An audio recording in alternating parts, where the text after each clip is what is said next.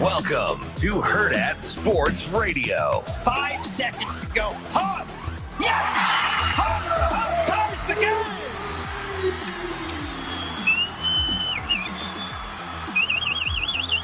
Polite for a 3-0 record in the SoCon. Ronald Polite has broken the hearts of the fans of the Scenic City.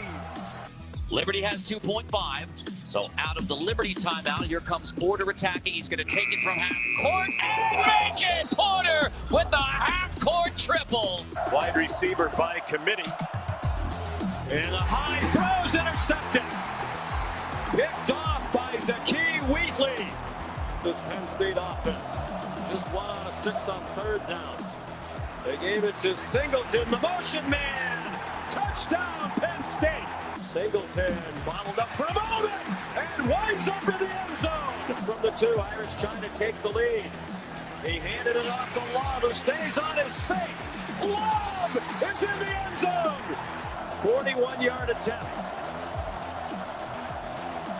Snap and hold are good. The kick is good.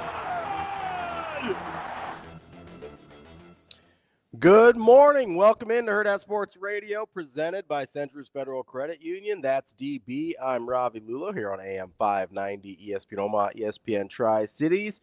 DB. Ravi. What's going on? I'm just trying to make it. How was your night? It was pretty quiet, man. Yeah? Yeah, it was quiet. Watching a little football? Watched a lot of football. Spent a little time in the kitchen. Did you make your chicken? I did. It wasn't, I didn't go with the chicken chili. That is still in the brine. Okay. Went with my version of Kung Pao Chicken. Basically, it was just Asian thighs. Just Asian chicken? And I had some leftover rice and hooked that up. Yeah? Made the boys fried rice. I had the thighs. It was legit. Yeah? Yeah, I deboned and de-skinned the thighs. Okay. And I took all the skin and I seasoned it, dried it, and baked it in the oven. And I got some snakes. Some chicken skins. Oh. Is that a thing that you eat just like normal? Just like a chip? Oh yeah. Okay. So it's like extortion if you ever go to like online. Yeah, and try and get them. Like Flock or something like that, where they like sell chicken skins. Are they kind of like pork rinds? Yeah. Okay. Except these are just like 100%. There's no like extras. No extras. Okay. No breading, no nothing, and so it's good. Just a little bit of, just a smidge of a little melted bacon up. Pour it over. Stretch them out. Rack them. Here's $1 million question though. Yeah. I could take the skin off and take a bone out of a chicken thigh, and really, really quick now. Did you put cheese on top of your Kung Pao chicken? I did not. Okay, good. I did not. I was trying to eat to get done last night. Okay. I wasn't really hungry. I've been getting these headaches. I don't know. Anyway, I wasn't like super hungry, so I was just trying to eat to get through it. Okay. I don't know how much I enjoyed it. Well, it is good though, and because I've only been eating thighs for about 3 or 4 years. They do taste better. Debatable, I think. Yeah, I mean it's debatable. It just depends on how it's being prepared. That is a factor. It's just I went to Amazon yesterday and I just was looking for like snacks and stuff. I'm like, man, I could do these. Caleb, he was in the kitchen with me. Just me and him yesterday doing like, he's watching me because he had just gotten back with Coach Frank. And we were doing this whole price per pound thing. It's like, man, that looks like a lot of work. And I'm just like, this is like $2 a pound cheaper. He's like, man, if you only spend $20, it's 40% off. That's a lot for just a little bit of a number. I'm listening. I'm like, yeah, he's been around Coach Frank too long. Finances. No, but he's right though, right? Because maybe he's just trying to figure out how to use that Ivy gift card. Boneless, skinless. Oh, he's chomping at the bit to take an air fryer back with him. Yeah. Yeah, his Hy-Vee bucks. Because he's already to the point where he thinks food at the stadium is overrated. I told you, remember, like he was like, "Oh man, this is awesome. You can make it." I'm like, remember all these visits we went to, you were wondering why those guys took their food or took the box and left. Yeah. It gets old. I feel that. It gets old. And no, but it was good, man. Talked to the boneless, skinless were almost $2 a pound more than none. It's because they're doing that work for you. Yeah. It's the price of convenience. Surprise. The first thing I figured that out with was cue the jokes. Watermelon. Like the pre-sliced versus the whole? Yeah. Yeah, that makes sense. And pineapple. So I have 2 huge fruit eaters. Yeah. Oh, Zoe inhales fruit. And so does Caleb. There you go. Micah, not so much? No. Is he like you, no fruits, no veggies? Well, I love fruit. I just don't no eat veggies. It. Yeah. Okay. Yeah. I love I could live off of fruit probably. Fruit, meat, and cheese, I'd be straight. Not all together. No, but it would be because you don't like sweet meat. It would be my dessert. That's fair. But I do need it. I need it cold. I burnt up poop out of my thumb. Can I ask your professional opinion Look on at that, something? That's taking a rack out of the oven. Dude, you should see, like, I didn't realize this until I met my wife, that like chefs just have burns on them all the time. Yeah, I'm terrible. All the time. I'm terrible. She'll just come home and there'll be like one on the arm. I was like, people probably think I got terrible to you. I got pans. I got bacon. Yeah. That's bacon. And look at that bad boy. Because she'll if something is starting to slip, she'll catch it instead of.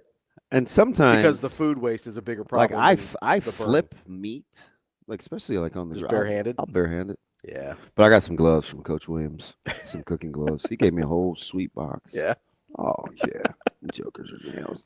So yeah, that's what I talked to Jason for a while. Peter, we're gonna bring him on early next week, Monday or Tuesday. JP? Yeah, just he's got family that's in the business, transactional business in sports, type of players, these different defensive fronts, like what we would look for now to play good defense in college football, and he's very interesting. He was down in Miami with Vrzal. Oh, yeah? Which is funny because Damon, his little brother, was with him for the first game. And then for the first round of the playoffs. And then Jason's down there. Yeah, and apparently my guys let him down because there was going to be kind of a reuniting. Like Wisham and those guys were going to go down because they're all close with DJ from the Lazari days. And Jason's the only one that made it. It's like, shoot. It's like, man, F those guys. At least they got to go see a good ball game. Yeah, and it was interesting, man. A lot of so you have to be careful, and I hate to be this guy. Gotta be careful here. Well, when people just read things off the internet that are happening real time in the game without actually watching the game, people will say a lot of weird things, and then like what? People will consume it and pawn it off as like the degree of physicality didn't really change from the first half to the second half. No. Notre Dame had the initial drive. Penn State was still controlling the line of scrimmage. Yeah. Basically the whole game. One more sack in the second half than they had in the first half. Abdul Carter and those guys were still unblockable. Notre Dame had the initial drive. The real difference, if you're like just watching that game, was Notre Dame started to win one-on-ones. Yeah. And could not, and Penn State couldn't get them off the field on third down. It wasn't like some all of a sudden trench flip. They made 8 of 9. Notre Dame still only ran the ball for less than 3 yards a carry. And they let you know that the only way that they were going to run the ball was with the extra lead back and going to QB run game. Like when all else fails, hand the ball to Riley Leonard. Yeah. Right. But what he was accurate enough. I mean, throwing to a guy when a DB falls down, you got to be able to do that. Yeah. But there were a couple of tough window throws that he made that Drew just didn't make. Yeah. So, I mean, it wasn't like this physical formation flip. It was Notre Dame one-on-ones. They offensively, they won't get enough credit for their play designs. because their wide receiver, Greathouse and Faison, shouldn't collectively be as good as Penn State's outside guys. Yeah. Just couldn't win. So for all Kolonicki's creativity, which got him a handful of times, the inability to win on the perimeter. And we asked our guy. I just had a feeling, okay, if it's not Warren, who else is going to make a play for Penn State? Like, that was a question that I asked on Tuesday, right? And how many receptions did their receivers end up with? I believe several. Yeah, I believe they got goose egg there. I wasn't concerned because I don't have my heart rides with Notre Dame, obviously, but I just didn't. I'm like, Notre Dame's secondary is pretty good.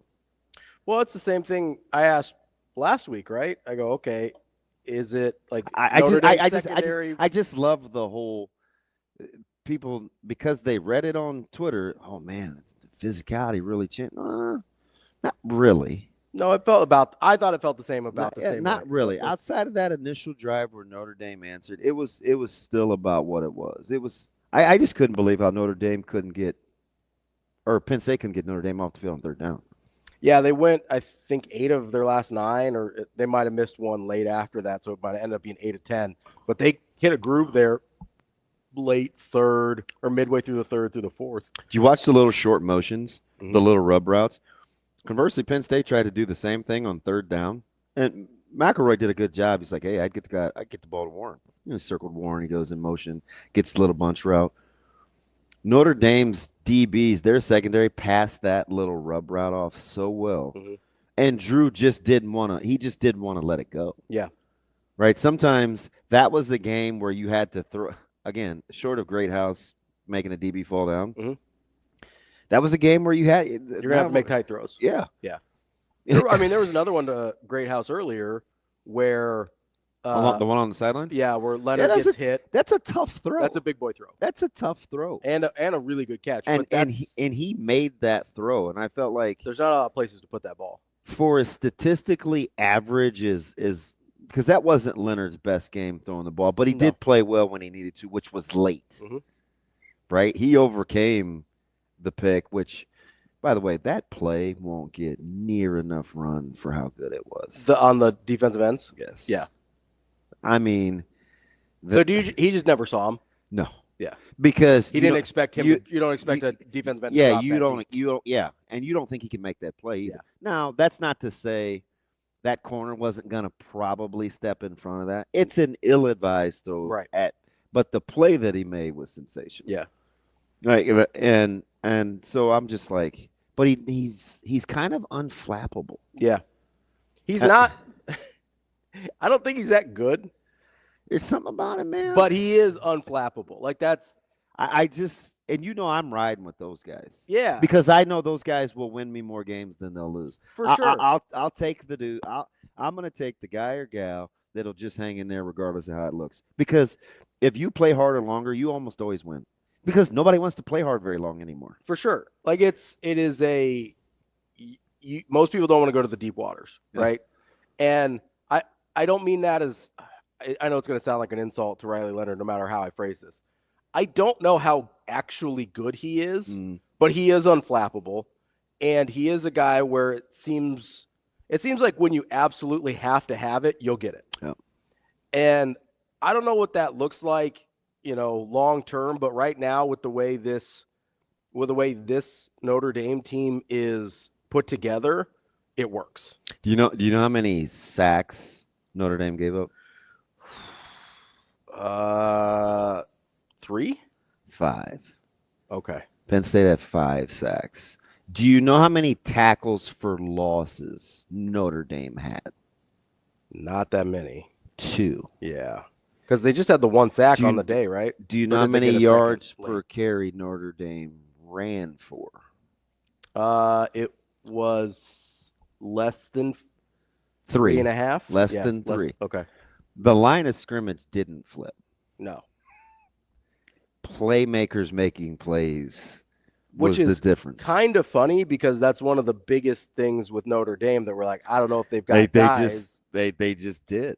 that'll win on the outside, right? That's been their bugaboo. Yeah. When Penn State's not up more at the half, winning the turnover margin and the rushing. Yeah.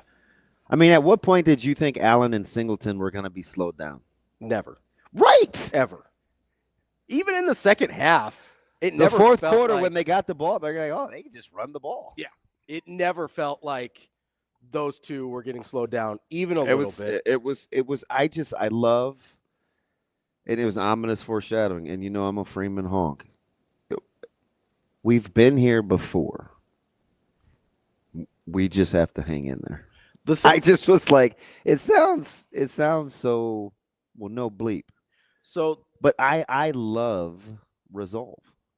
I love resolve. I think there's a, because you were talking about Penn State being up, should have been up more in the first half, right? Yeah. Like Penn State whipped them in the first half. Yeah. That probably needs to be a minimum 3-score game in the first half based on how the actual play went, right? But when was it Angeli? Yeah.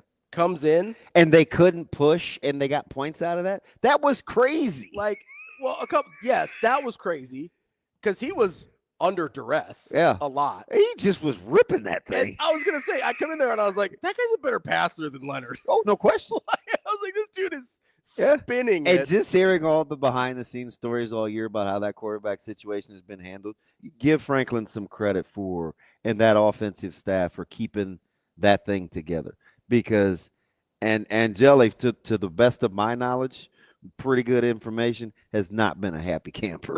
Dude, that dude can just spin it. Yeah.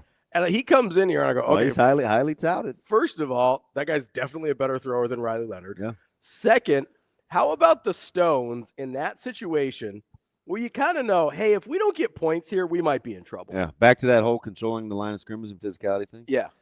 Who ran the ball more? Notre Dame, Penn State. Carries. I would say carries was Notre Dame. Exact same, 42. Okay. Does that surprise you? It felt like Notre Dame ran it more. It felt like Penn State was more successful at running. Which is almost right, because Penn State goes for 2.8 a carry, 42 for 116 net. For Penn State? Notre Dame. For Notre Dame, okay. They net 116. Yeah. That was one of those we're running it whether we're good at it or not. I was like, what? And although the sacks are in there, so that but that's part of the line of scrimmage, right. And conversely, Penn State runs it 42 for 204. Yeah, that's what it was. Almost just right about 5, 4.8, somewhere like that. And took the L because in critical junctures you just couldn't make the right play. Yeah. I also it feels like Drew Aller and Riley Leonard are the exact opposite quarterbacks. You think eventually Drew's going to make a mistake and Leonard will make a play? Yeah, like I think Drew is going to sit there all game and look good and look better and make the throws. What I thought was unfair was I heard a lot of Drew's terrible. He's not terrible. He's not. He's not terrible. I think he's a guy that I don't trust. So I went to multiple casts. I wanted to see what he was seeing. The one that I like the least to get that vantage point was Skycast. But Skycast would give you the speed of the game and the interior. Yeah. Right? Like you could see if a guy was in a 1 technique or a 3 like so some of those things I like. But that's how I rather watch. Like if I was going to have to scheme like an offense, I'd rather watch it that way. Mm-hmm. But if I have to go big picture, I want to back out some. Yeah. So I'm trying to see what Drew is seeing. And I think it's one of those things that with quarterbacks, if you're waiting for a guy to come open and you won't throw the ball, you're going to be in trouble. Yeah. Sometimes you have to throw before the guy's open. And you have to trust that they are going to come open. Like that they're going to make the right. Leonard made some plays to his wide receivers and tight end in particular, where those guys aren't what I would call open. Yeah. But you got to trust them. You trusted them. Yeah. And there's especially on some of those kind of intermediate timing routes which is where the pick came, right? Where you have to trust that your guy is going to cut in front of the defender instead of behind the defender. Yeah, X's and O's. He sent me a great one because somebody was breaking it down on film on Drew's pick. And what I have thrown it to Warren. And from the back foot hitting to where Warren turned, probably, but I don't fault him for not. The only thing I think you could question on him there is, hey, if you trust anyone, it should be Warren. Like, if you're gonna take the chance on anyone, it better be Warren. No, I hear you. Right? Like, that's from a pure read standpoint, you're right. It's probably throw it there, but you can understand the other one, right? Yeah, I'll tweet it out just to give you because I think it's hard when you take a still. It's really hard to tell where people are. It's hard. And what the process is, right? But I do get the vantage point. The only other thing I'll say about Aller, because I don't think he's terrible by any means. Yeah. You don't put up those numbers and be terrible, right?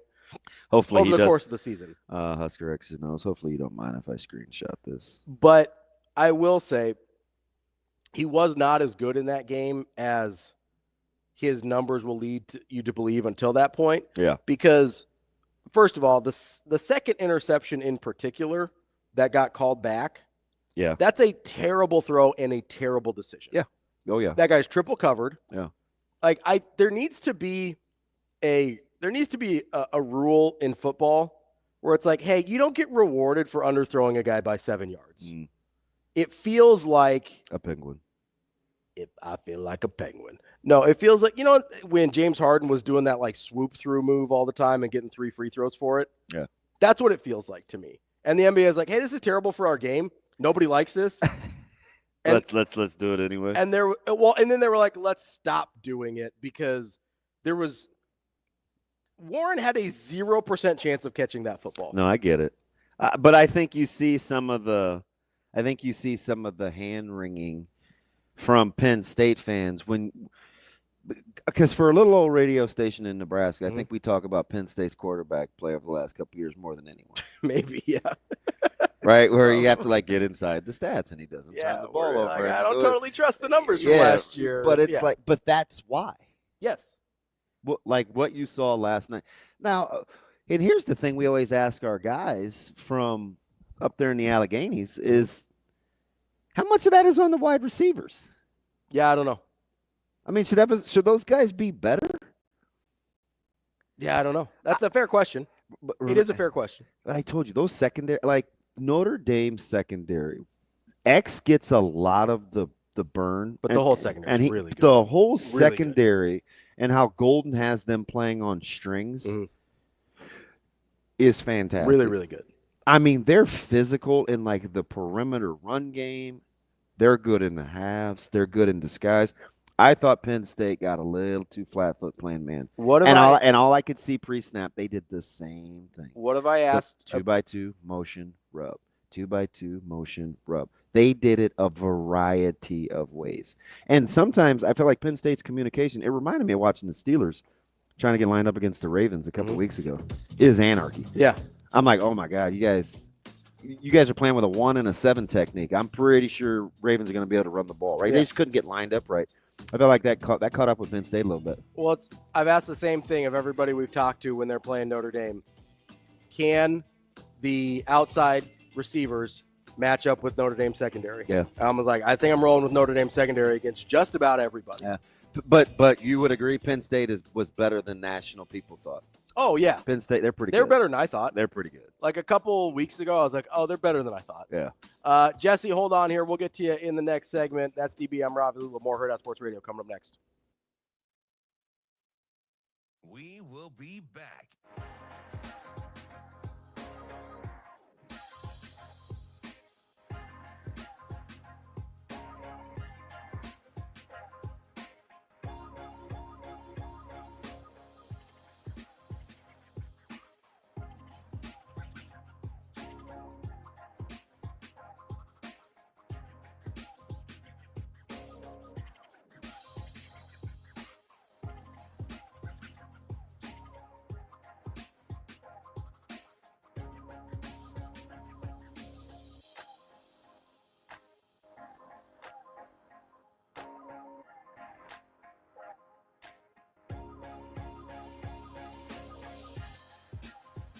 We will be back.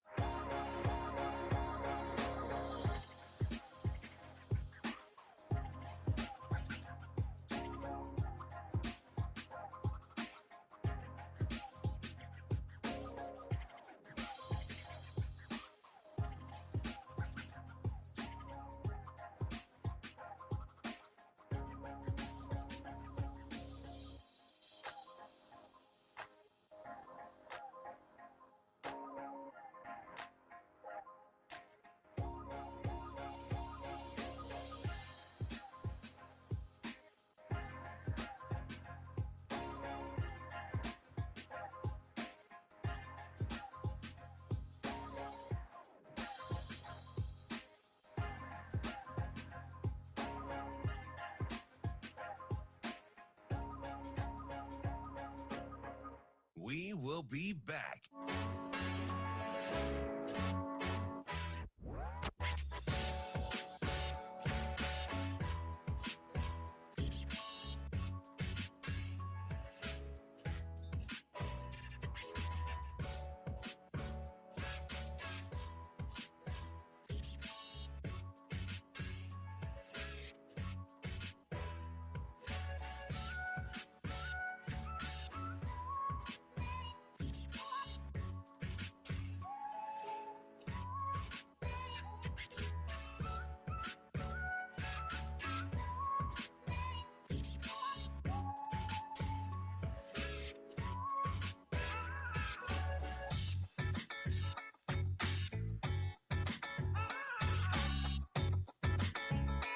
We will be back.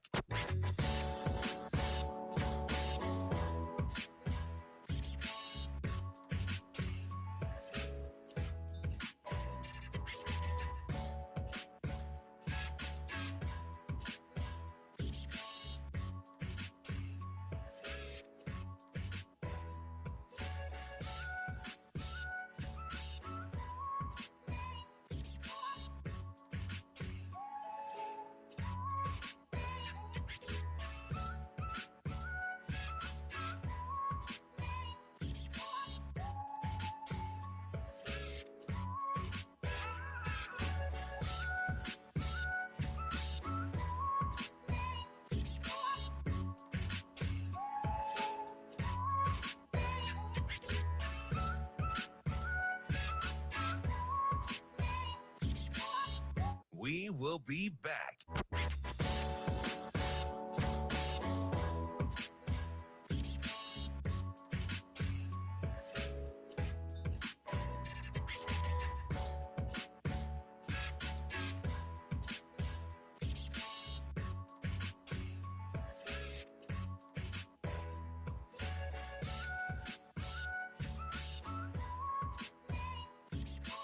We will be back.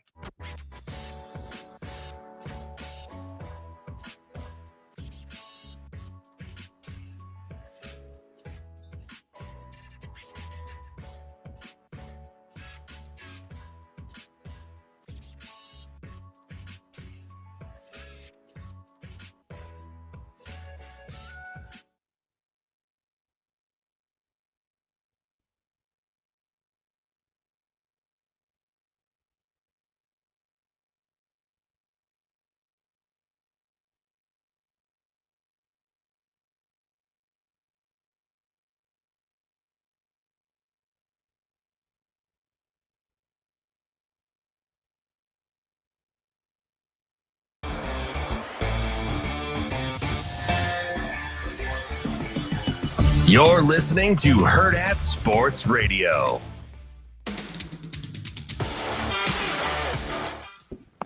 We're back here on Hurrdat Sports Radio, AM 590, ESPN Omaha, ESPN Tri-Cities. That's DB. I'm Ravi Lulla here from the Pillar Exterior Stage. If you're on your way to work, make sure you are focused with your eyes straight ahead. That is your job as the driver to drive. Make sure you are focused. This message from the NDOT Highway Safety Office. DB. Yes, sir. Let's get to our friend Jesse here. He wants to Jesse? he wants to talk a little Penn State here. What's going on, Jesse? Talk a little Notre Dame, not Penn State. That's Shane's fault. Come on, Shane. I know who your boys are. Come on, Shane. What's up, Jesse? What's up, Jesse? No, I'm glad you guys talked about Angeli. Yeah. That's the difference in the game. That drive is, it's 3 points. They get those 3 points. They win by 3 points. People, Notre Dame fans saw that. I don't know how many people overlooked it, but yeah, if he doesn't come in and do what he does, yeah, they don't win. And there's part of me, and I wasn't alone, thinking, man, just roll with him in the second half. I kind of thought that too, if I'm being honest. So my text, oh yeah, you definitely not alone, Jesse. Yeah. You know can I say something to a Notre Dame fan? Because you know where my heart is from. Because I love Watts, I love the Rezecs, I love the way Notre Dame recruited here. I think, and they have plenty of good players, but there is something to be said for how comfortable they are in their own skin. Like, I can't stress how important that is if you're going to play the way that they play. A lot of people talk about next man up, and, you know, we talk about what Riley Leonard isn't, or this guy or that guy. Man, they couldn't care less. And I think that's like their superpower. And to Angeli, Jesse, how hard was he going to be to manage all year knowing that he could actually play pretty well? Like, don't undersell that. Like, keeping those guys in the fray to come in the moment when you could have made a legitimate case earlier in the season, man, I wouldn't. That's incredible. I think it's incredible. I think, and this is no disrespect to any other program or its players or its coaches, but that goes back to sort of the type and quality of kid that program recruits. It's borderline service academy. It really is. It almost has to be. You recruit a certain type of kid to go there, and I think Freeman has mastered that more than any of the previous coaches have. They were able to recruit talent in the past, but now you're recruiting a personality as well, and I think that's what you're seeing there with those types of kids.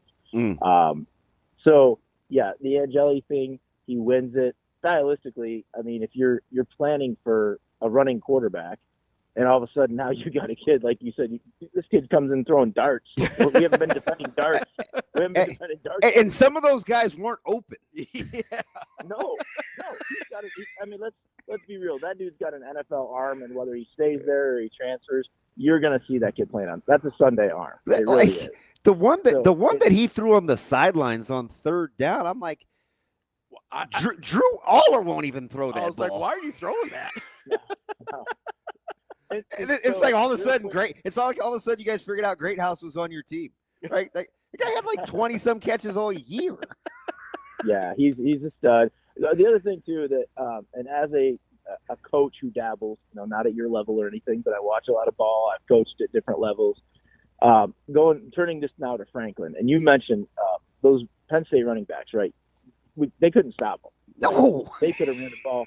So what I don't understand, and this goes out to any coach who's listening at any level, flag, tackle, I don't understand. I've seen it in games I've coached against where somebody's running a play or they're giving it to a guy, and I say to myself, man, if they keep giving it to that guy or we're in keep running trouble. that play, we are in trouble.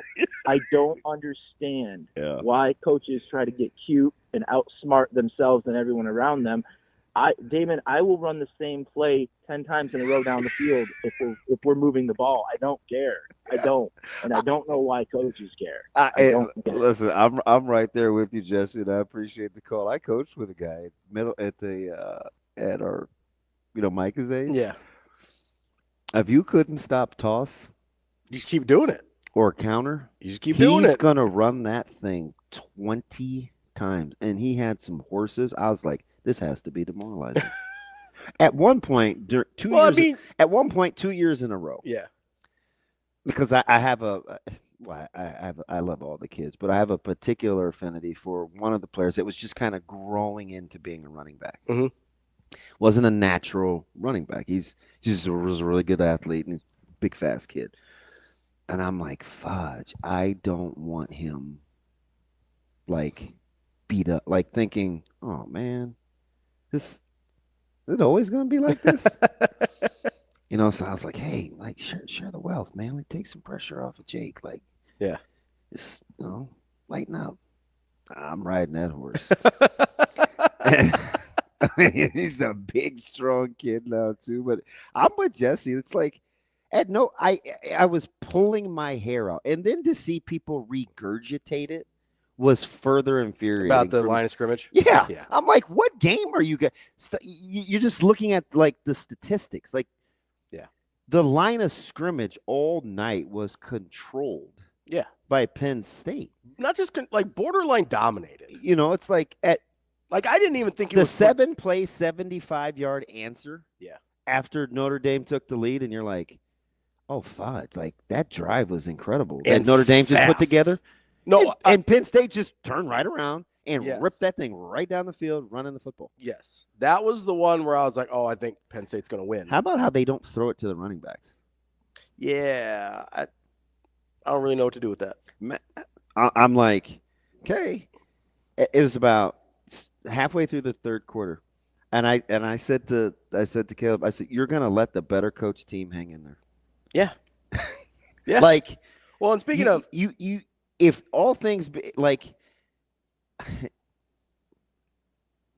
there's some similar situations that come to mind for me. Sure. And I'm like, if we can just get it to this point, yeah, we can take over. Oh, I know what you're talking about. But you couldn't get there. We couldn't get there. Yeah. Right. Yeah. They let them get there. When Jesse was talking, the thing I kept thinking about was the Marcus Freeman post-game interview. Oh, he's incredible. Where it look you want to talk about why they're so comfortable in their own skin and why they don't lose their composure? That dude looked like he was having just a casual conversation at like an Applebee's. Yeah. He had just won I know. thriller of a game. And can I just tell you? It looked like he could not be bothered. And not in like a complacent way. That's how he is. That's him. I think I tweeted this. His resting heartbeat has to be like 12. I'm not. He's got like that kind of. When I tell you the Jeff Wattses, yeah, and the DJ Rezaks of the world, like literally compare the accolades that they throw at this coach for the person and kind of the model behavior and the consistency. And I'm talking about with high-end guys, right? And I get Jesse's point, right? The service academy. And I'm not going to go that far because Notre Dame has done a lot of things the last handful of years to get guys into school. And it's a little more flexible than some of the horror stories, but still not easy. It's still challenging. Yeah. But they have a lot of, like, when you can next level athleticism with competitive stamina, it's just dangerous, man. Yeah. It's like, I was, narratives. Everybody was talking about what Boston College didn't have, right? With Tupelo and Ezraku. And I'm thinking to myself, Nebraska's missing 16 sacks. Yeah. Right? Like, they're missing a whole package. They're missing their leading tackler. Their two best edge rushers this year. And I was thinking to myself, like Butler and James Williams were their best edge rushers this year, right? We'll see how they're built as a whole. Yeah. Before we start talking about what people aren't. You know what I mean? Like that competitive stamina matters. Yeah.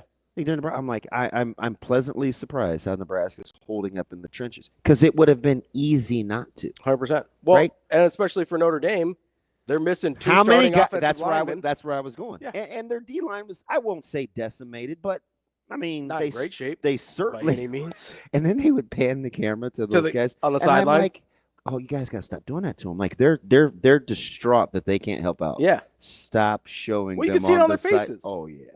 Every time it was cringy for your boy because I'm a softie, right? Yeah. I was like, oh man, don't. Like every time Penn State would rip off a run, they'd pan to the sideline to a Notre Dame defensive lineman on crutches or in street clothes, and their faces are just like, oh, kill me now.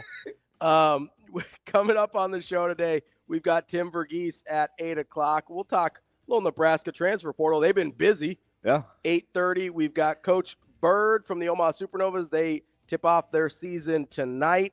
Mike Sautter at 9, talk a little NEB preps. And, of course, our guy, Matty Vrzal. Oh, I'm not allowed to call him Matty. Our guy, Matt Vrzal, coming up at 9:45 to wrap up the week, as always. That's DB. I'm Ravi Lulla. More Hurrdat Sports Radio coming up next. We will be back.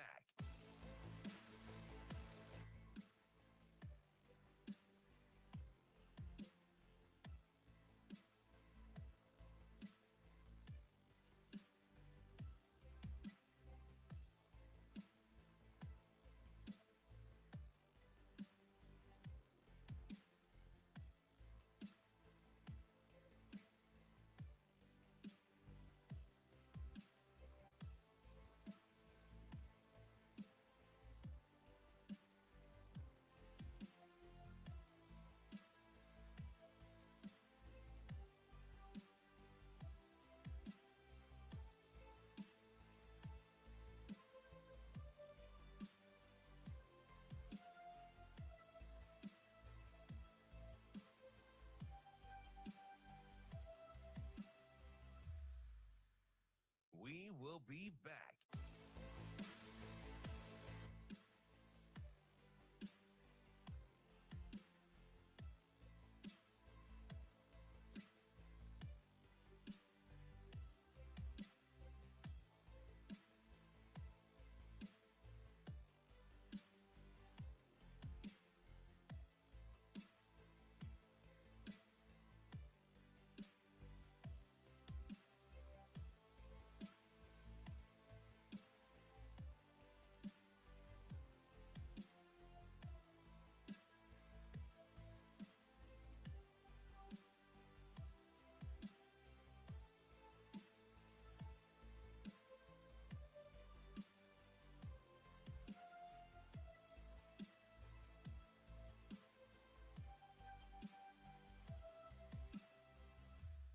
We will be back.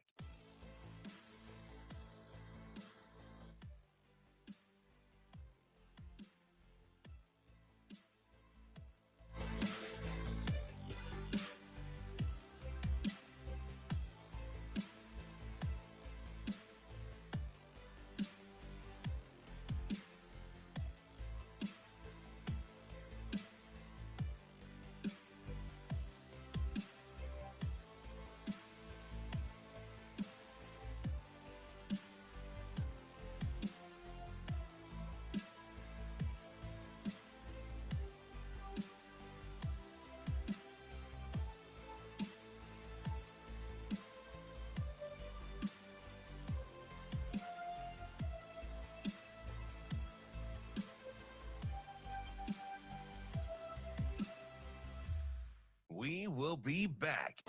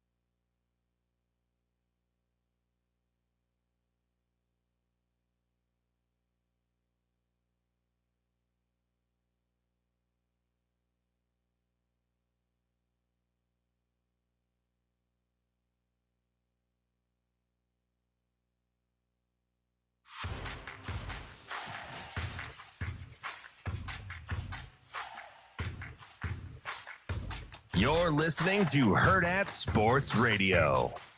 You have to be selfless to achieve anything great. I mean, we got a locker room full of selfless players and selfless coaches. And the time you're tested the most is when you're at your lowest point. We lose to Northern Illinois, and you got a decision. Do I want to be selfless, or I'm going to put individual glory ahead of myself? And I hope the nation sees that no matter what the situation was, this team continues to put Notre Dame in front of myself.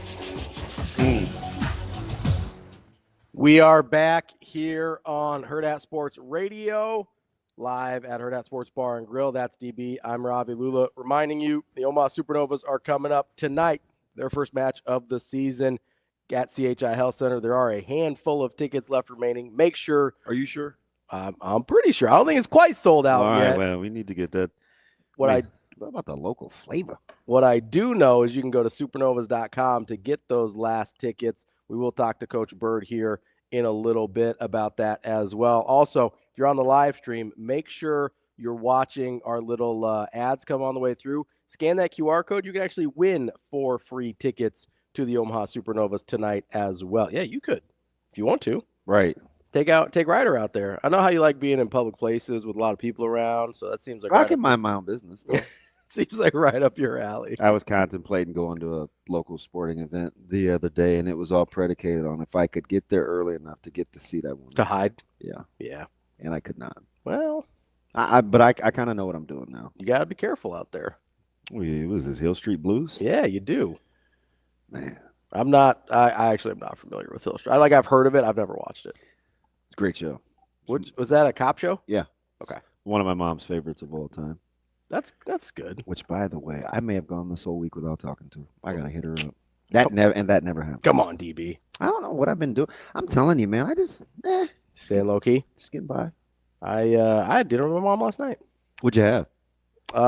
There's a place that she likes because they're real careful with her. I love how you dumb it down because you don't want to put her on blast. Is it not a place you would choose? Well, it's not a place I would choose, but I'm just not trying to give out free advertising, you know. No, I like that. It's almost weird. Like if we do this job long enough, we actually show a little professionalism. I try, but they treat her really well, and she's got some allergies that they're really careful with, so she goes there a lot, and I appreciate that. But no, yeah. So I usually eat with my mom Thursday nights, Sunday afternoons. Yeah. Once upon a time, I used to have lunch at my mom's. Well, not really lunch. I would go over there during the lunch hour. Yeah. Quite a bit. Yeah. Well, my dad usually. Then I stopped eating in the middle of the day, and she's not a great eater either. Yeah. So that's mainly what I check on her for. That's not a problem we have in our family. No, it's not eating. It's interesting, and now they're making it easy for you, Mr. Quick Fix Meal Guy. They have prep stuff for everything for people that don't like to cook. You should not have to resort to that. There are so many other alternatives that are almost just as easy. Here's the problem, though. Is your taste buds. No, listen, a lot of people like Uncrustables. I don't know how many adults, but a lot of people like Uncrustables, okay? Here's the problem is I want something I can just grab and go. Like I'm not trying to be in front of the microwave at 5:30 in the morning and cooking something and then eating it because then I have to wake up even earlier. I'm not trying to do that in the morning. I kind of feel like that about setting out the vitamins. Yeah? Because now that we've restocked, it's like a whole thing. We're back up to like 7 pills a piece. Yeah. So I take them out. I set them all down, and I get the lids off all at once. You set them up for everybody? Yes. Oh, what a nice person you are. No. I complain. No, don't let me fool you. Everybody. I complain. I wholeheartedly I'm like, is anybody else capable of doing? See, don't let me fool you. I say that. I say that about everything. Yeah. Doing the dog food. Hey, anybody else home? Well, I don't worry, I got this. So well, I'm not that nice. At my house, usually there's not anybody else home. It's usually whoever's home does the stuff. Yeah. Right. So. Well, that makes way too much sense. Like because Natasha works, I works, and it's just us. It's just the two of us, right? So something gets broke, you know who the heck did it? Yeah, it's like, well, it's a pretty limited option here on who's on this one. But no, I'm not trying to spend time eating before I get in the car. I'm not a morning person, DB. So it's okay. Yeah, it's okay, and I like the little change up with Zoe too. Yeah, she's in a much better. And I don't have to be mad at her for her saying something reckless to me. Although she did show me some money that the tooth fairy gave her last night. She lose a tooth? Man, I don't know if she's got her mom's enamel or what. They're all falling out. But super happy. I was just playing, but not really. She came home yesterday, or I picked her up from school. And she's out. She's like, I lost another one. I was like, I didn't even know that one was loose. She's down about 6. What's she? Kindergarten, first grade? She is. I don't know. She's first grade. That's about the right time for that. I think she's first grade. I just know she's young. She's for her grade. Wait, she's June 4th. Oh yeah, that's how I was. So she's a full year. I'm August, and my parents are like, go. Yeah, you were probably obnoxious though. No. Was child care expensive? No, my mom was when I was young, she ran a daycare, so she just watched us kids with Oh yeah, you I wouldn't have sent you then. Yeah, she was like, let's get on out. If you were somebody else, she probably would have reconsidered. Maybe. We'll see. No, I'm just playing. No, so I went to pick her up yesterday. I had to go see my guy Sawyer. He wrestles this weekend at Papio South. Oh, my little dude? Yeah. I know Sawyer. Yeah, so I'm gonna do that Sunday and go check him out. Yeah. I had to break up his. I just barge into I just barge into PE. I'm like, hey, where's Sawyer? He's a little baller. He's ruling the roost. I'm like, dang, this little alpha. But He's like, I said, hey, and the Chiefs are off this weekend, so you can lighten up. You don't have to be so stressed. He said, I know. Let's go. I'm like, this dude is crazy. That's why you like him, because he's crazy. He is nuts. Yeah, that's funny. Yeah, but I'm just the whole Channel 3 Sean on Twitter. I think the reason I'm so passionate about not spreading the false narratives, because it's low-hanging fruit, and sometimes people don't like to actually watch before they say something, is it totally discredits what Notre Dame was able to do.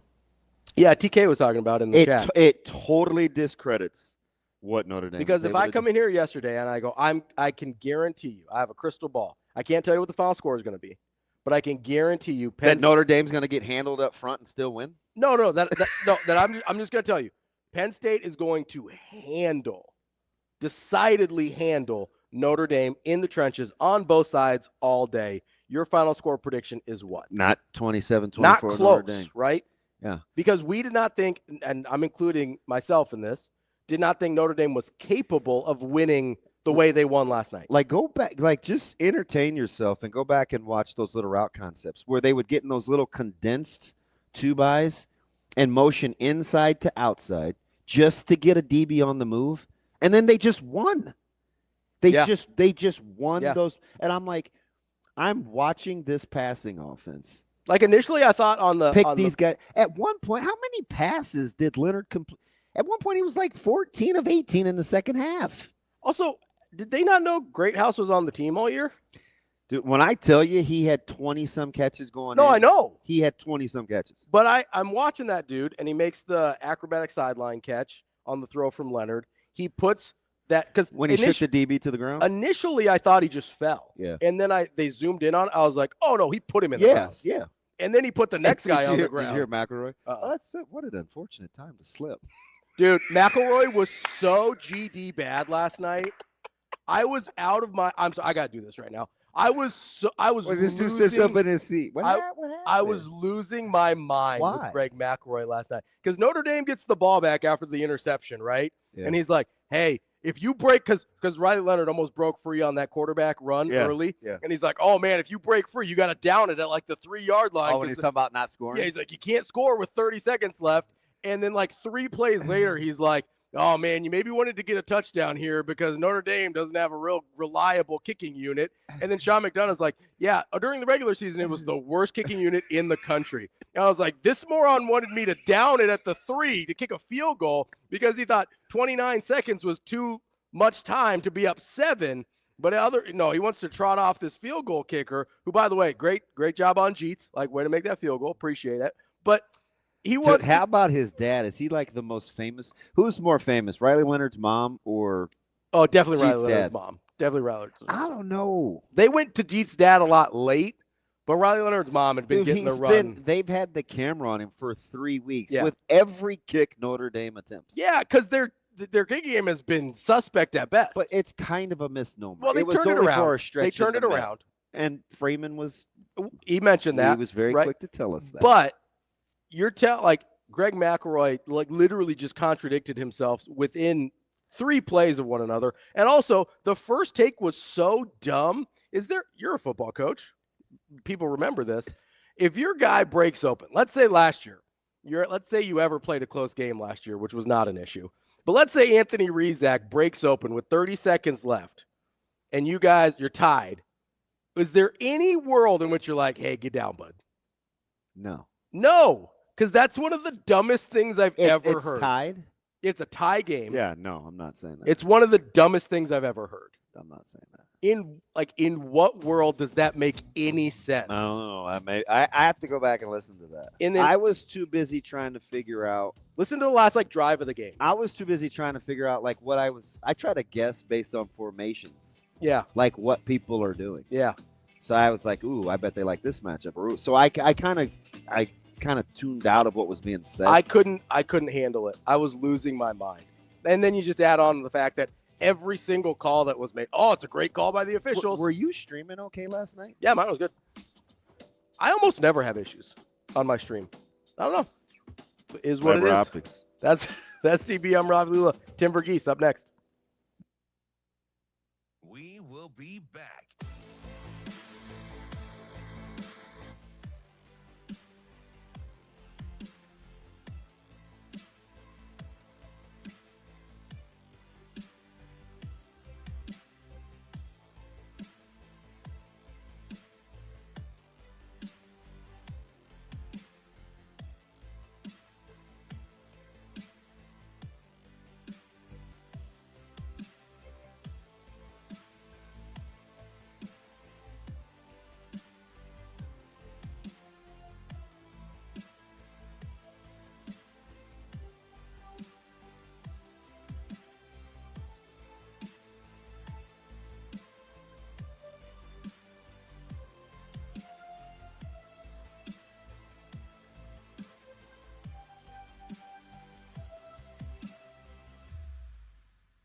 We will be back.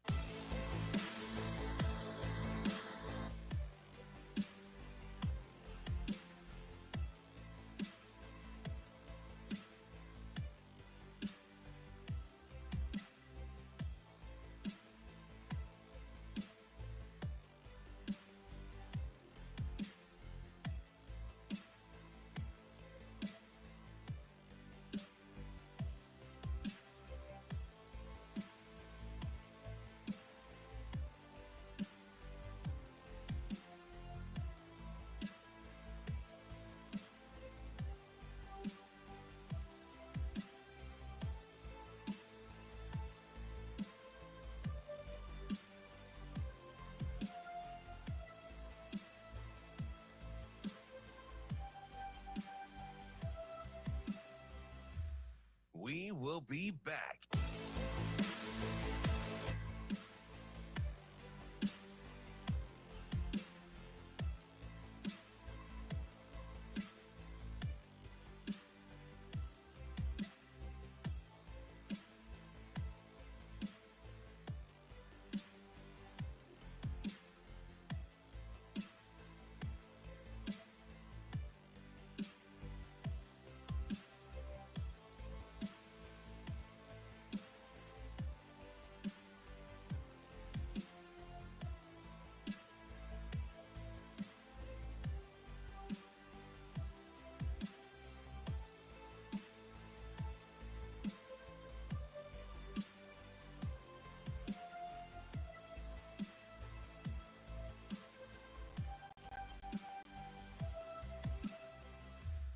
We will be back.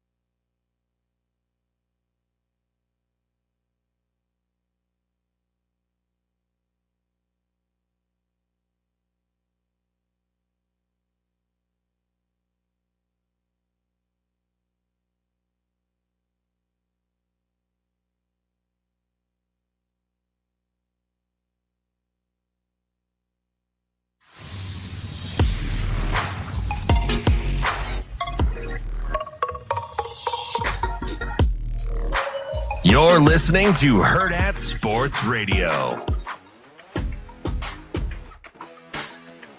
Kicking off hour number 2 here on Hurrdat Sports Radio, AM 590, ESPN Omaha, ESPN Tri-Cities, presented by Centris Federal Credit Union. That's DB. I'm Ravi Lulla. We are joined now by our friend Tim Verghese from inside Nebraska. Tim, what's going on, man? Hey, not too much. Doing well. It's been a good week down here in San Antonio. TV, you got to be right in your stinking wheelhouse. Just nerding out, taking notes, right? Like, is that like That's Candyland for Is Tim that, yeah, Verghese. man. Well, different Yeah, Candyland. it's been a blast, and like we've had a couple there was a couple of quarterbacks I wanted to see that didn't ultimately show, but I mean today's the combine. I'm heading over there here after this, and that's we've got 600 guys underclassmen coming, so I'm just going to be there all day taking notes. That's my wheelhouse. Man, that Ravi was over here, Ravi Unchained here with the whole Candyland reference. I'm gonna get this thing back on track here at TV. Some interesting stuff going on. You're watching a lot of the guys, and I want to start with Cortez Mills because a lot of these guys on staff that are very familiar, the Phil Simpsons of the world that I've had a chance to, kind of sit and talk upside, explosiveness, and competitiveness with Cortez Mills. In that order, what has impressed you the most as he continues to stack days? Yeah, it's like the competitiveness is there. Like that fire is there. The personality is there. Like I talk to him, and I just get the same feelings I did talking to Ja'Cory Barney in the spring of just like, oh, this kid's a competitor. This kid really wants it, and I feel like it's going to be hard to leave that type of kid off the field. And then, yeah, I mean, you watching the play this week, he's making up for lost time in a way just because he missed like more than half of his senior year because of injury. So he went out to this Dade showcase a couple of weeks ago, had a really good week there, but that was against this local South Florida talent, which, as we know, it's a good group of talent, but it wasn't like national level talent. Now he's here and he's running routes hard every single play. Like what's impressed me over the past 2 days is, in 11-on-11, he's not the one getting the ball, but he's running his route all the way through. He's making sure, he's still getting open and kind of pushing through when others, it's an all-star scenario. A lot of these guys are early enrollees. They're not going 100% necessarily. Christian Jones and Cortez Mills, both those guys, like the effort they've showed this week has really impressed because both those guys aren't just here just to be All-Americans. They're here to kind of like prove themselves a little bit. And Cortez told me yesterday he wants to prove that he's the best receiver in the country, and he's doing a good job of like making his case for it. Yeah, I like the Christian Jones thing just because there's two things that I always talk about with him. Number one, he's a higher level thinker, so like concepts aren't going to really be a problem for him. Now, turning himself loose to play fast within those concepts maybe, but that'll happen with time. But the other thing is he doesn't miss reps. His ability to be available every day at a high level without having to always be spectacular is eventually going to pan out for him because he shows up. He's steady Eddie. He shows up every day. Yeah. And for him, like this week was not about, kind of proving himself or any of that. Like there wasn't any like big boxes he had to check. It was ultimately just how he stacks up against this level of competition. I know talking to national evaluators down here and talking to some coaches down here, they really just wanted to see because, the Class A competition in Nebraska has improved, no doubt, and he's faced some future Power 4 talent. But they probably want to see him flash more, right? Because he does so many of the little things without, like, eye-popping stuff.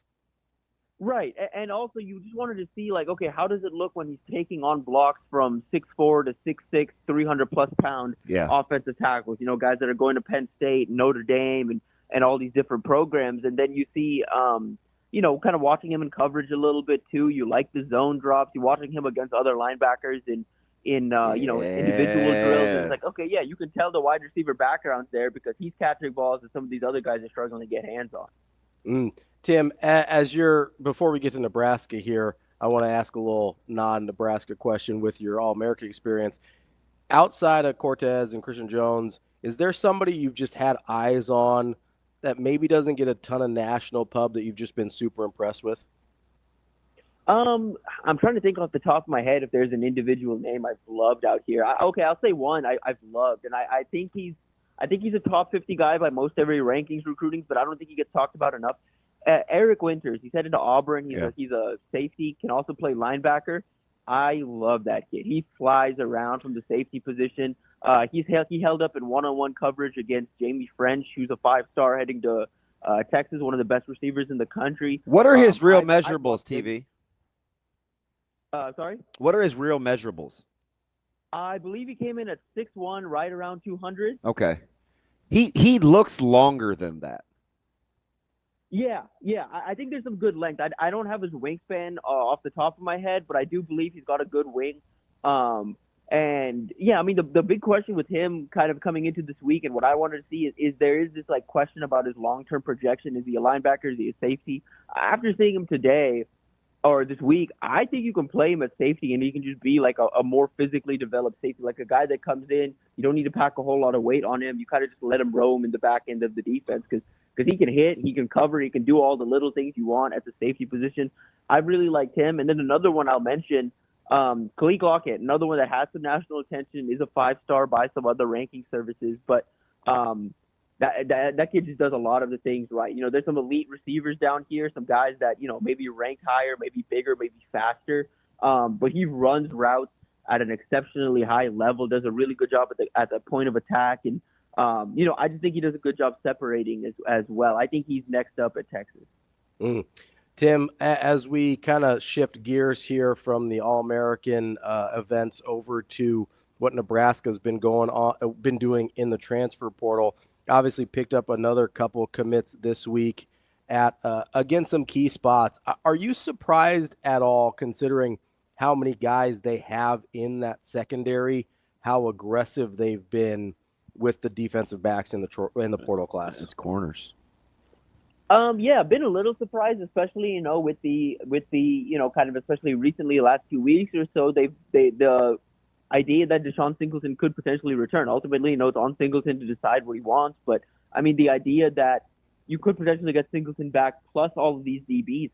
I mean, my read on the situation right now is that it's going to be open competition here in the spring. And, you know, there's going to be some people that it's going to be like the NFL minicamp. It's going to be one of those things where it's like, hey, at the end of the spring, or even towards the end of spring, because the way the window works, towards the end of spring ball, they're going to have some tough sit-down conversations with a few DBs in that room and being like, hey, you know, you're not going to be on this roster in the fall. So you're going to have to, you know, enter that portal and decide what's next. Like, that's just kind of where we're at right now. And I think John Butler and Addison Williams wanted that infusion. We talked so much in the season on the athletic deficiency they kind of had in the secondary. I think they wanted some good athletes. I think they've gone out and found some good athletes.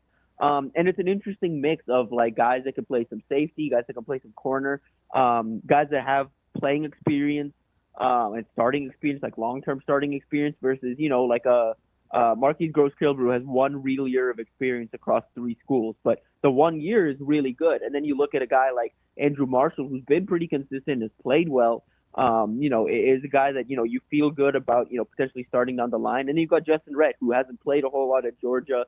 And there's a big question on, like, how far along is he in his development? And, you know, is he a guy that sticks around in Nebraska, or is he like a 1 semester and done? I think there's a chance. I'll say this right now with some of these transfers too. I think there's a chance like 2-3 plus transfers coming in are potentially 1 semester and done type guys. 100%. 100%. I think you're spot on. I think it will be like this. I think there will be extensive tryouts, like especially at the cornerback spots where you want a little flexibility. But I think that's good insight on your part. Just, you know, kind of processing like through it Damon, out loud. like I wonder a little bit too, like because I thought Donovan Jones was a safety this whole time. Yeah. Him playing in that bowl game and playing as well as he did, like what wrench does that throw in now to like the cornerback position and cornerback depth? Because that's a name I just kind of expected to slot into the safety rotation, and now it's like, okay, well, who slides back to safety? Who makes up that number? So I think for him, and good on him. I think for him, what started was he was always going to be the corner in their dime stuff, especially when BC used 2 tight ends. And Nebraska wanted to be a little bigger still on the perimeter because BC quietly had 2 pretty good tight ends. And I think what happened was the way that the game was going, kind of the field, his mentality, I just think they went with toughness and competitiveness, right? Like he'll figure it out on the go, but he was practicing outside the numbers for a while. So it wasn't like, oh, let's just try him at corner. It was just in some of their smaller specialty packages. So as he continued to flourish, I think they rode the hot hand, and they've shown. That's why I like the competitive thing and kind of this on-the-fly trial, because what they've shown is they'll give you, and I get it with some of the safeties. You're going to be like, well, they didn't do that with the safeties. They just let those guys play. But with the cornerback spots in particular, they'll go hot hands, and they'll let you play your way into or out of it outside the numbers. Right? We saw Jeremiah Charles start against UCLA. And like how it went. They make it this, like, we've seen it with Amari. We've seen it with guys where it's kind of like, okay, let's see where we're at. And if we like it, we'll stay with it. If not, next man up. Like, corner will be highly competitive. For sure. And that's a room that, you want competitors there. Like, you want guys that have that, like you mentioned, you want guys with that attitude and guys that are willing to compete. So if it's like, you go into spring and you see anyone kind of ducking out of the competition, like, that should tell you a lot, because that just tells you about their makeup as well, because this is a position where you need to be competitive snap to snap. Well, and remember, we had Amari, JJ, and Bly. Mm-hmm. And it's kind of like not an afterthought, but it's that just to my point about you better be stacking good weeks to stay in the mix is kind of what I'm saying. Yeah, absolutely. Because now we're not even really like Jeremiah Charles was potentially a budding star, and he still could be. He's highly talented. But what we never get to see, or what we don't know, Tim, what I think they're trying to find is those guys that show up and compete and stack days every single day.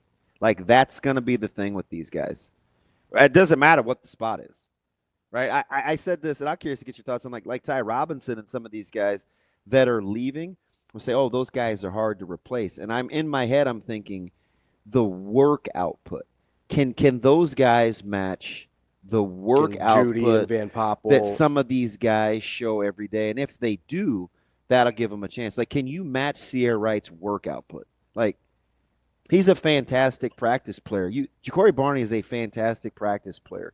So as these guys start to pop, they become like the fluid benchmark of what you're expected day in, day out. You know what I mean? That's what's really happening, I think. Yeah, for sure. And I think, again, the like you mentioned with Ty and Nash too, like, the proof is in the pudding of, like, they can just point and say, like, look how these guys improve just with consistent effort and practice and that competitive mindset. And yeah, it'll work out. Like, I think ultimately, we're all kind of hinting at, I think all of this competition ultimately will be better for the team in 2025. It's just going to lead to a couple uncomfortable conversations in the spring, a couple names people maybe didn't expect, or people expected to stick around with this program for the long haul, maybe won't be with the program anymore. Like, it's going to be an uncomfortable period here in the spring, but I agree. The team, I think, will ultimately be better for it come, August. Tim, it's funny you bring that up, because as we're having that conversation, as you and DB are talking, I'm thinking, all of that's great. And I think that's the best way to put a team together.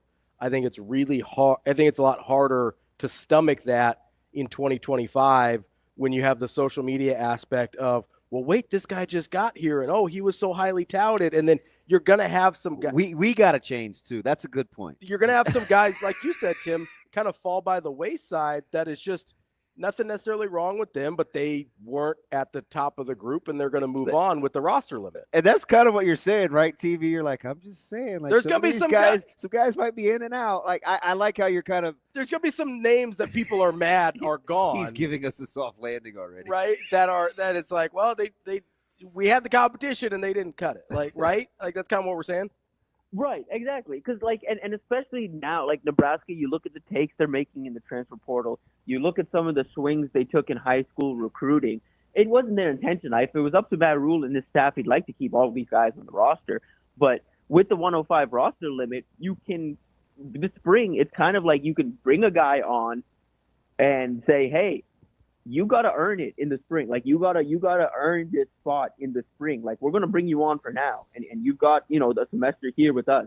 But you really got to earn it. And we'll help you find a landing spot if it doesn't work out here. But you got to come in here. And if you want to stick around in this program, like, you have to earn that spot.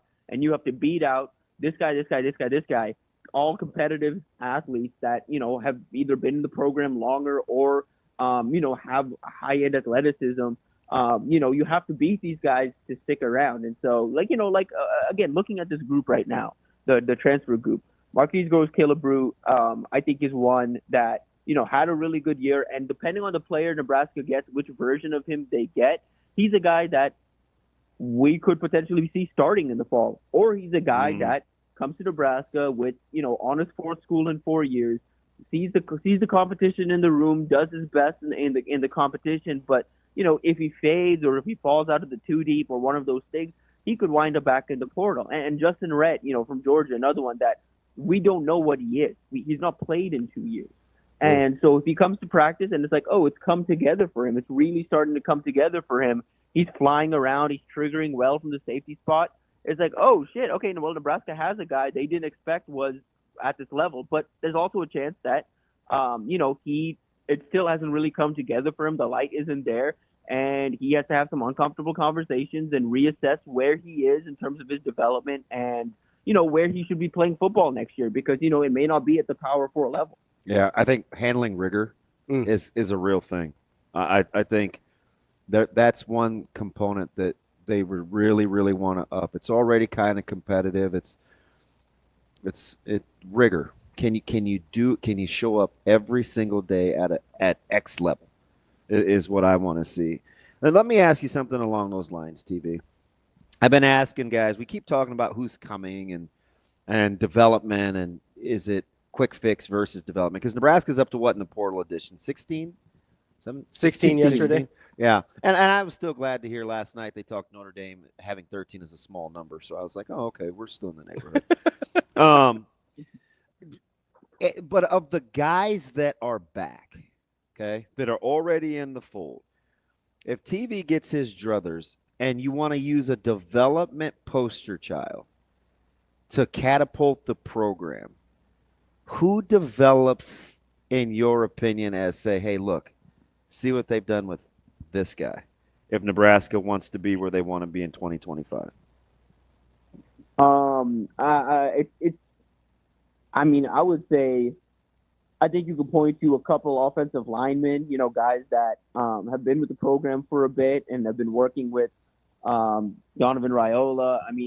I could go anywhere from, Gunnar Gatula taking a step up and potentially, locking down the tackle position. We could talk about, Grant Bricks potentially taking that leap and entering the starting lineup, whether that's a tackle or a guard. Defensively, and it's somewhat cheating a little bit because we didn't see them on the field this year.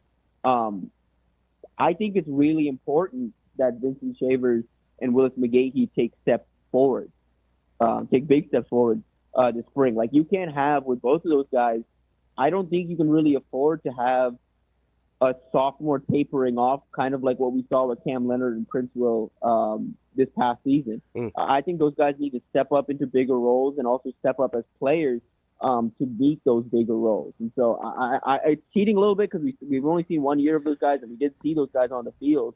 But those are two guys that I think, and again, if Nebraska is able to play those guys and those guys play well, Nebraska can take and point to those two guys, go into South Florida and say, look what we did with Vincent Shavers, who Miami just decided last minute they didn't want anymore. Look what we did with Willis McGahee, who none of the schools down here were really serious about until he started doing some stuff in Nebraska. Like, come to Nebraska and get developed like these guys and see the field like these guys. Like, that'll give them some real recruiting power down in South Florida. All right. So I, because you let me spend too much time in my own head, I can easily flip.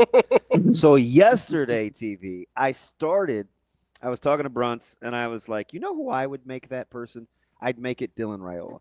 And it's weird to start with one of your better players, but I'm like, ooh, if he got in like elite level fitness and really started to sharpen up, took that leap, like that would really springboard the program. And then some other guys started coming up with some names. And so there's three along the D line. So I'll give you Raiola, Keona Davis, Riley Van Poppel, Elijah Judy. Is there a guy of those four where if he develops the way you think Nebraska wants to play could be the catalyst? It's hard not to say Dylan just because it's Dylan. And because of the fact that, if Nebraska gets a serious step forward from him with these receivers. Can you imagine? Yeah. I mean, it would. Yeah. If he takes a next step and gets closer to the expectations we kind of had for him out of high school, that's a big deal for Nebraska. And then I think second in that group, just in terms of if you want to point to development, I mean, Riley Van Poppel could be one hell of a story because he's a guy that out of Argyle in Texas was seen as like an offensive lineman / defensive lineman. No one really knew where to put him. He was kind of just like fringe 3-star. By some people had him at a 4-star. To come to Nebraska, to buy into the vision the staff had for him, to be able to redshirt as technically, in his second year with the program after playing as a freshman, adding the weight, doing what he needs to do in the locker room, and completely turning into a different player than he was in high school. Like, I mean, not even like a different looking player, but a different player. He was an end in high school. He was a guy that was winning, kind of all over the line. And you're talking about a guy that's now expected to step up and fill Ty Robinson's role. If he can do that, if he gets out there and he proves to be just this like big body that can be moved up a spot, that can get the pressures on the quarterback, that defends the run really well. I mean, that's that's development. That's okay. Hey, Terry Bradden, you've earned your money. Terrence Knighton, look what you obviously contributed to this as well. Nebraska and Matt Rule can kind of go around to defensive linemen across the country and say, hey, we can develop you into this. And look at the run we've had now between Nash, Ty, sending Jamari Butler off to LSU, sending Prince Will off to Ole Miss. Like, even if it goes guys transferring up and getting a bag, that stuff still matters. You still get to claim those guys as you developed and help those guys find the spots they did. That would be, you know what else is funny listening to you talk about Riley with his personality? He loves Nebraska. So I think like poster child sales pitch too in that regard, because when the more he gets behind the mic, I think the more Nebraska fans are going to fall in love with him. He absolutely loves Nebraska. Yeah, and he's got a chance to stick around here and become a fan favorite for, the next 2-3 potentially seasons. That's our guy, Tim Verghese, inside Nebraska. Tim, enjoy your time at the All-American Bowl, and we will talk to you again next week. Yes, sir. Sounds good. Y'all have a good weekend. Thanks, TV. Be safe. That's our guy, Tim Verghese, inside Nebraska. What's up? Have you flipped on your development guy? Well, I mean, I said this. It was yours RVP originally? Or no, did you mine was Kiona. Oh, Davis. Yeah. But that was more of like a guy that I thought could be in that conversation more than I was convicted on. So the first time in 24 hours, somebody brought up, now Gatula, could you get me off my spot? That's interesting. That would be a heck of a story. It would be a heck of a story, but this sounds weird. If he had the exact same year he has this year, I'm fine. Oh, I got you. You know what I mean? Yeah. I will say, Raiola's the one where if he takes that leap, almost nothing else matters. It really doesn't. Coach Bird coming up next, Omaha Supernovas. We will be back.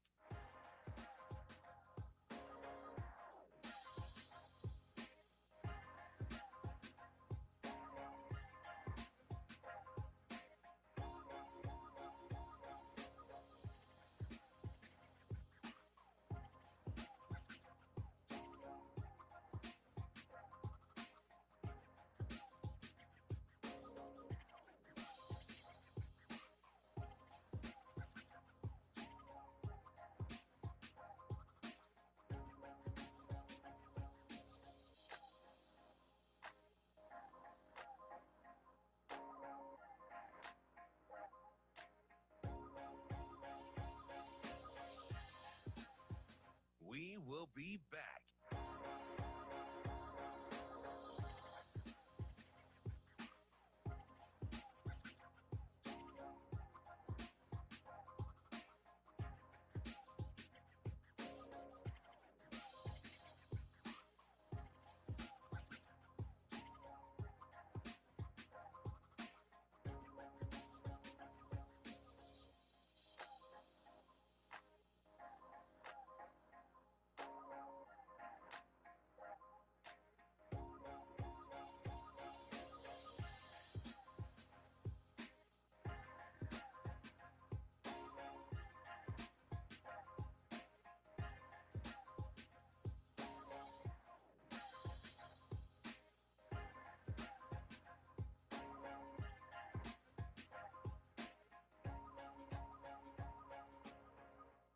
We will be back.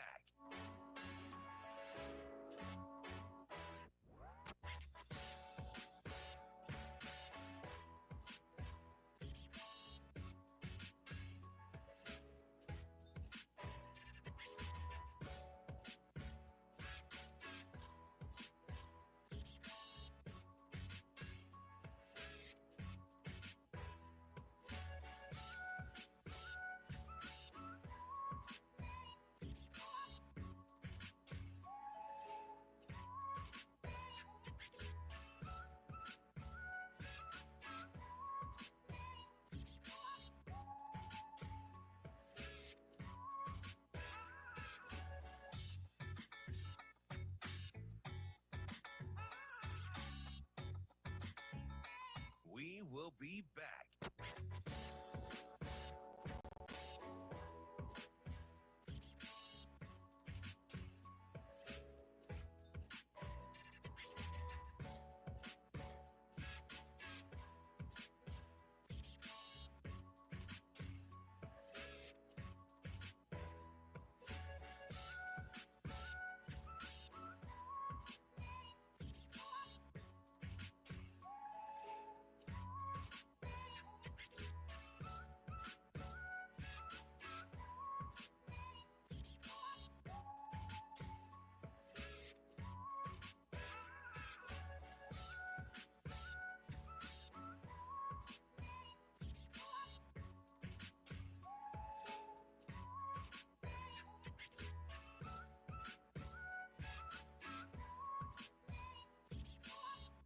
We will be back.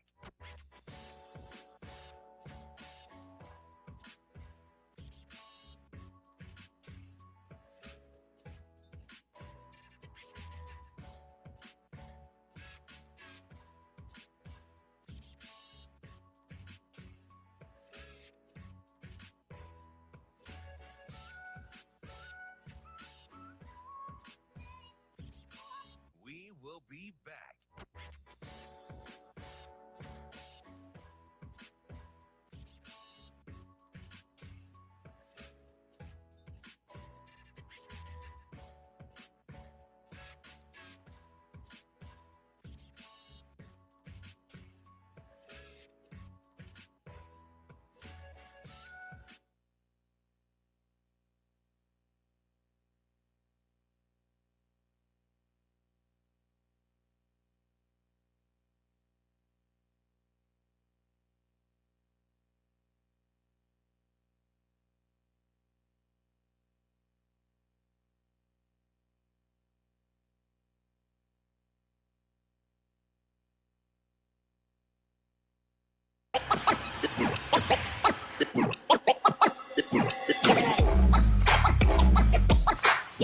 You're listening to Hurrdat Sports Radio.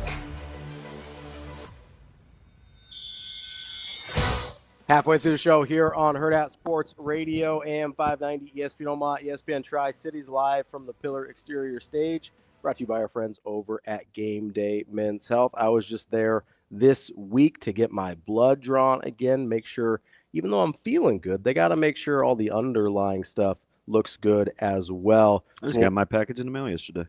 Hey, me too.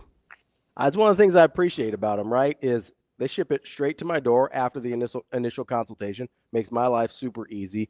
Plus, they're trying to make sure I'm actually healthy, not just feeling different. Get that blood panel, check not your gulab jamun, your hemoglobin. One of those. And make sure you're feeling good and healthy. I know DB and I both have been feeling good lately. Make sure you get over to GameDayMen'sHealth.com. You can feel as good as we do. We'll get to our friend, Coach Kuhn Bird, over from the Omaha Supernovas here in just a minute. But you keep coming back to this development part, right, with the Huskers. And you brought up Gunnar Gatula. And I didn't. TV did. TV brought up Gunnar Gatula. And then which I thought was interesting. It's an interesting one for sure. And then you asked me about him, and I don't know, maybe this is just my novice football brain, the way I look at the offensive line, right? I think Gunnar Gatula was fine last year. Do you want him to get better? Absolutely. But if the offensive line plays well, I tend to think of that as a group effort And if the offensive line's getting whipped, I tend to think of that as an individual effort, right? So as long as, like, Gunnar Gatula wasn't bad enough for me to think it was a him problem last year, right? Do you want him to get better? Of course. I can't imagine he'll get any worse as he gets stronger and more ready to play. But I look at defensive line success more individually, even though I know there's group concepts going on there. Like looking for a record. Yeah, and I think Keona Davis can be a game wrecker. That's a guy I look at, I go, okay. So your Keona Davis is my Mekhi Nelson. That was the guy that we watched at the open scrimmage, and I was like, ooh, I like that guy. And you're like, oh, well, who's that guy? Yeah, I'm watching these defensive line goal line drills, right? Because you were on the other end, right? Were you on the opposite end of me to start? To start, yes. Yeah. And then I came down and sat by you, and I'm watching these goal line drills, and I go, who's that? Yeah. Because he kept doing stuff, right? He just kept doing stuff. And so I'm watching him, and I go, okay. And as my man Jay Foreman would say, he's got the all-world get off the bus first frame. Oh, yeah, 100%. I mean, listen, I know we all kind of made jokes when people compared, or when Knighton compared his frame to Ndamukong Suh, and, like, that's kind of an unfair thing to put on some guys. Yeah. But his point was there's nothing physically. Would you pick an offensive lineman? Because if Gatula and Bricks are good, Nebraska could be really good. Really good. Yes. So I wouldn't pick an individual offensive lineman. If you let me pick the unit, I would. Well, I think everybody would. Right. Well, I don't know. Oh, for sure. I bet some people would still pick Raiola. Everybody. See, I thought I was going out on a limb picking Raiola because he's not the one that needs to improve the most. No. He just could matter the most. But his improvement would matter the most.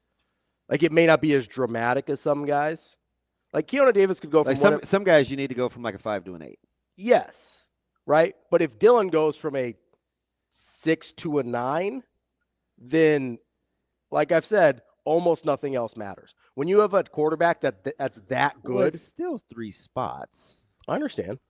But when you have a quarterback so let's say he's a 7 and he goes to an 8.5.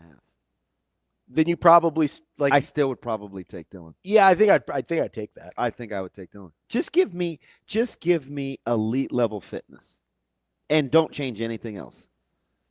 Were you taking fitness or deep ball accuracy? No, you want fitness no matter what. Well, that's easy if you give me everything to get really good at. I'm saying either or. I'm giving you the depth of just one little thing. Mm-hmm. Just get an elite level shape. I would take that. I think it would change. I'm not sure I would take it over. I think it would change his running confidence. I think it would change the world. I'm not sure I would take it over deep ball accuracy. Like, if I could get him dialed in deep ball wise the way he looked in high school, I might take that over the elite level fitness. Huh. Because that was the one thing people were like, oh, this guy's got that in high school. You complete that first ball to Lloyd versus Iowa, and it's different, maybe? Maybe. Yeah, I get there was a handful of them like that over the course of the year. We can jump back into this here in a second, but it's time to talk to one of our favorites, Coach Laura Kuhn, Bird, the Omaha Supernovas head coach. How are you this morning? Hi there. Good morning. Great. How are you guys doing? There's that voice. Coach, you got to be living your best life, man. You season's getting ready to start. You get to defend you get to defend the title. You get a tough one. It's at home. You've got I don't even want to use the word bolstered with all the bolstered jokes over this offseason, but you get some new fresh faces, man. Like, life's got to be pretty okay. Yeah, I mean, we're in a good space right now. It's game day. I mean, it's the first game day, so it's a home opener. Yeah, can't really make it much better than this. Coming back, running it back from a championship. But, yeah, a lot of new faces, but this group is fun. I think it's going to be so cool to see them get to experience our Novas Nation tonight live for the first time. It's cool, just having so much familiarity with some of the local talent you brought in. Are you ready for the personalities and the camaraderie that's already amongst that group that you've inherited? That's a pretty fun bunch. Yeah, I know. I mean, I'm sure you guys have been seeing all these social media, the TikToks. It never ceases to amaze me, the TikToks and the things that go on. But yeah, it's awesome. I mean, this group is very special. I think the coolest part is that these players have played against each other and they like know of each other, and some of them know each other, but to see them come in and train, like our training camp was longer this year, which is cool, but to see them come in and just to begin to mesh and watch their personalities and just them as people get to know each other on and off the court, it's just fun. I mean, it's so awesome for our sport, and I think all of us coaches and people that are involved at this level now and creating this in the States, it's just so fun for us. I'm amazed at how much talent there is in how there's so much to go around. It's kind of scary. Well, yeah, and honestly, the college draft it was interesting last year. Obviously, none of us really knew what to expect or how everything was going to kind of play out. But now it's like super exciting. Obviously, this year we do the college draft leading into the NCAA tournament, and then we're literally in our training camp during the NCAA tournament, and then we add these kids to our team. I mean, it's just the coolest layout, like something that we didn't even know we needed for our sport, but like the energy around it, and now to kick off our season with those players that were just playing in the tournament, it's just cool. I mean, the whole thing is great for our sport, but awesome for the volleyball community here in the States. Like, this is what I think when I played, I mean, we never really thought about playing pro. It was like you just go overseas if you want to, or you start coaching or whatever you're going to do, you just move on. So this is just a whole new element, and I think it's so exciting for the athletes, the coaches, everyone involved with our volleyball community. Coach, you've got kind of a unique situation here. Obviously, you're coming off the championship, get a little banner raising tonight at the CHI, but your roster has turned over a ton. How do you kind of deal with the juxtaposition of, hey, we're the defending champs, but most of these players didn't win a championship last year? I mean, I think it's the basics of athletics. I mean, you say it every year as a coach, like last year was last year. You know, you have to create it, you have to build it, you have to do it again, because every year is going to be different. No matter if we had all the returners or not, like, you have to create that, and you have to find and mesh all the new pieces.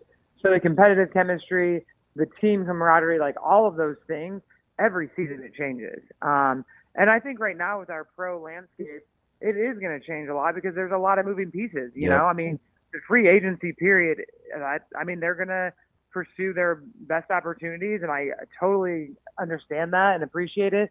And a handful of our players retired, to be honest.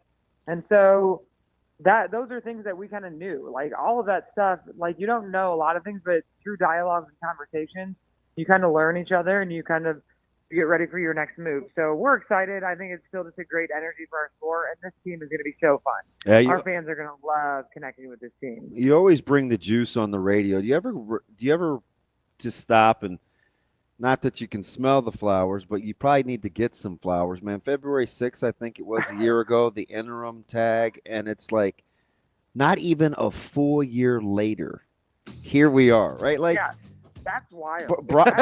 like bravo. Yeah, I didn't even think in time frames, because sometimes it could feel like yesterday, and sometimes it's like, wow, that feels like it was like a decade ago. February 6th, Coach. That wasn't even a year ago. Yeah, that's wild. Coach, best of luck tonight. We will see you out at CHI, and hope we have another great season here with the Supernovas in Omaha. Awesome. Always fun talking to you guys. We'll see you tonight. Thanks, Coach. That's Coach Bird, the Omaha Supernovas. We'll be back with more Hurrdat Sports Radio coming up next.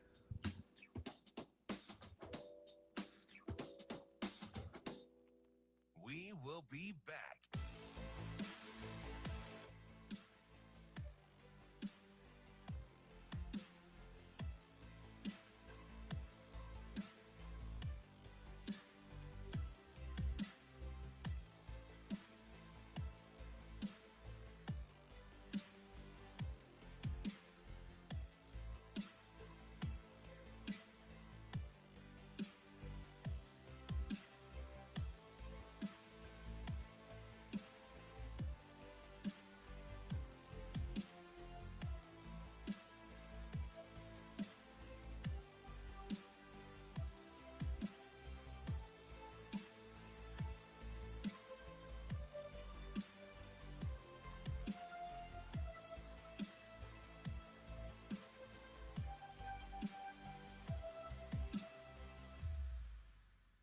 We will be back.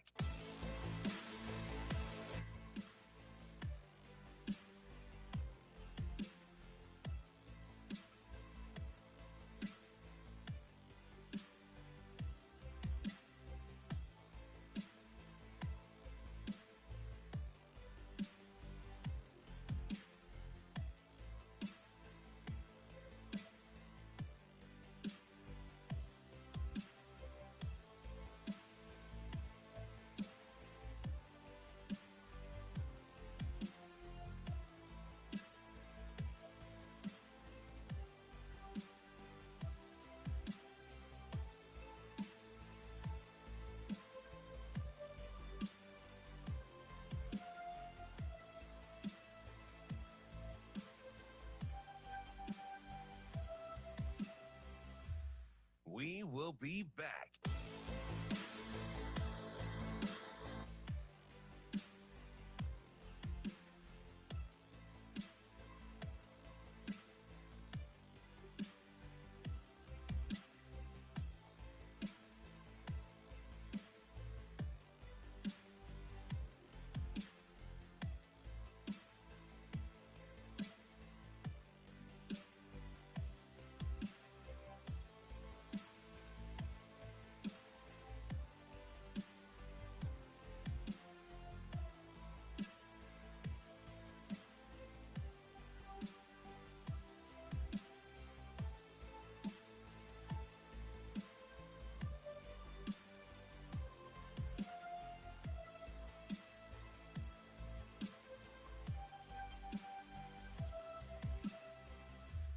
We will be back.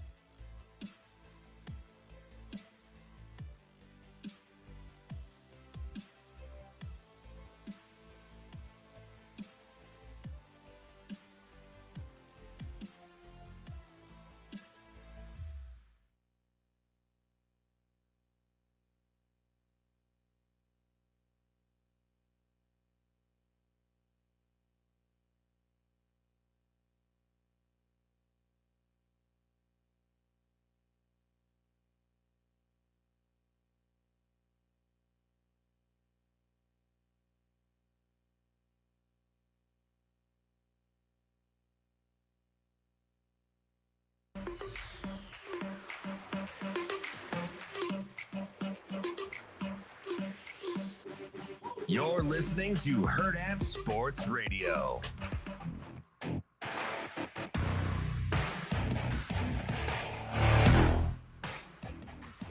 Welcome back, Hurrdat Sports Radio, AM 590, ESPN Omaha, ESPN Tri-Cities. We're live here at Hurrdat Sports Bar and Grill and brought to you by our friends at Centris Federal Credit Union. Make sure you get to centrisfcu.org to check out all they have to offer. Everybody says new year, new me. What about new year, new financial situation? Make sure you go check out Centris. I've done some business with them in the past, done car loans. They do home loans. They do your regular banking. They've got you covered. They're federally insured by NCUA, and they're an equal housing lender. Make sure you go check them out, centrisfcu.org. Team Centris. That's right. Centris. Team Centris. So it's Michael Woodman. Michael Woodman. Woodman was the principal. Like Woodman of the World? Yes. Woodman Tower? Yes. He's a vice principal. Welcome back, Order. This is really dumb, you guys. So welcome back. A lot of stuff the was show. happening off I air. was making fun of Michelle Smallmans. Yes. And you always call her Smallwood. And then I was thinking, welcome back, Cotter. No, I was thinking Wood. Like, wasn't there a Smallwood in one of those old 70s sitcom shows? But it was Woodmen. Yes. And I confused Gabe. I want to say Gabe Kaplan, not Gabe Kapler. I was going to say the baseball. Oh, yeah, I could have told you all that. Gabe Kaplan. Stop it. I asked you 15 minutes. You knew for nothing. Judd Hirsch. Because you were asking for Judd something Hirsch else. did remind me of Gabe Kaplan. Yeah, we're right. That's who you confused for each other. Yeah. And Shane was just confused in general. He offered no help whatsoever. He said, I don't know, 15 times, except for Vinny Barbarino. Except for he'd be like, John Travolta. That's all he said. It wasn't just, I don't know. It's the classic Shane, like, I'm not sure. Yeah. That's all right, though. We figured it out. Hi, Cam. I think it's Cam's birthday. Is it really? I think so. Aw. Maybe he can do that thing like where he did the whole Butler on Mr. Deeds thing. Where he just popped up and disappeared. So he did come in. So here's what I'll say about that. Is yesterday when Burma was in here, I had no idea until you said it. So it's very possible Cam could have done the same thing. How do you not know when somebody walks in here? Like, so the way my eyes are, like the way I'm looking, my peripherals end about right before the door. That's incredible. So I'm not seeing, like, if somebody walks in the way when I'm looking at you, I have no idea. Man, I stay on paranoid. You do, because you're always looking for a chupacabra out there. True. We've been better about keeping the door closed for you, though. That's because nobody uses it right now. If you have no idea what we're talking about, make sure next time we have a live event out here, you come out. We can kind of give you the lay of the land. You can see DB's paranoia when he gets real paranoid when I'm like looking out the window at all. And you're like, what are you looking out there, man? Because I'll kind of like move my head a little bit. You know what I'm doing when I'm doing that? Have I told you? No. I have this weird okay. So wherever you put the blinds, I kind of like try and line it up with something outside on my like line of vision. And so it looks like I'm like looking around stuff. Do you know why I mess with why there's varying levels of the blinds? No, I don't. It depends on what I want people to see. Okay. So sometimes I won't raise it above the door handle. Yeah. Sometimes I'll like let It'll be it all the roll way in. up. Yeah. Yeah. It just depends on my mood. It's just it's a physical manifestation of your mood that day. Yes. Yeah. That's all. But that's all I'm doing. So like now, sometimes if you'll notice, I won't even open. You won't even touch them. No. Yeah. So right now I'm lining up the bottom of the shade with the top of my car, and I find that there's like I find it soothing to line the shade up with something outside. Speaking of shade, did you watch the end of Ohio State, Oregon? No, last night. Yeah. No. Bad. I was locked in. Eight point lead, almost whole game. And I'm out on Rutgers. Yeah. Yeah. They can't get stops. I don't know why. It's they had Purdue out there looking like Showtime Lakers. They're going to have the second and third picks of the draft probably. And they're maybe. Right now, that's what's projected. No, I know, but who knows? But right now, they're top 5 for sure. They're gonna have 2 top 5 picks. Is that fair? I'm not vibing with Ace. He's gonna be a top 5 pick. Super capable though. He's gonna be a top 5 pick. Whatever. It says the guy that didn't even like Cooper Flagg, and he's surefire. I'm saying the production has been a little early. Offensively, the production was overstated early. Are you ready for college basketball to come back locally outside of Omaha? Because it doesn't seem like these guys. I haven't watched Creighton play, and it feels like it's been a while. I mean, it'll be longer than a full week, right? They played last Friday. Yeah, and I think they only played twice in 11 days. Longer than that, because it was 12 days. So they had 10 days off before their last game. So they've played 3 times in 18 days, basically, which is not a lot. Or twice, basketball. or twice in 11, like I said. Nah, that's not right. Wow. All right, Mick Cronin. It's hard to coach people that are delusional, DB. Nah, it's hard to work with those guys, too. Yet here I am every day doing my best. Completely delusional about who they are. Nice spin. That's what I do. It's a spin zone. Nice spin. No, it's I've my buddy Aaron. He's out on Rutgers too. Yeah, you're DGen Aaron. Yeah. So they've got 2 guys that I think are surefire It's funny top how 5 you think picks. that's his first name. It's only like that in my phone. No, it's fine. DJ and Aaron. Well, I'm just trying to differentiate because you know a lot of people. Do I talk to any other Aarons? That's fine. I don't know if you talk to any other Aarons, but I'm just trying to think. I don't think I do. I don't know if you talk to any other Jordans either, but I always qualify with St. Louis. Yeah, that Jordan is kind of the only. I think there's multiple Johns and Lances, multiple Bretts, multiple Adams. How many Ravis do you know?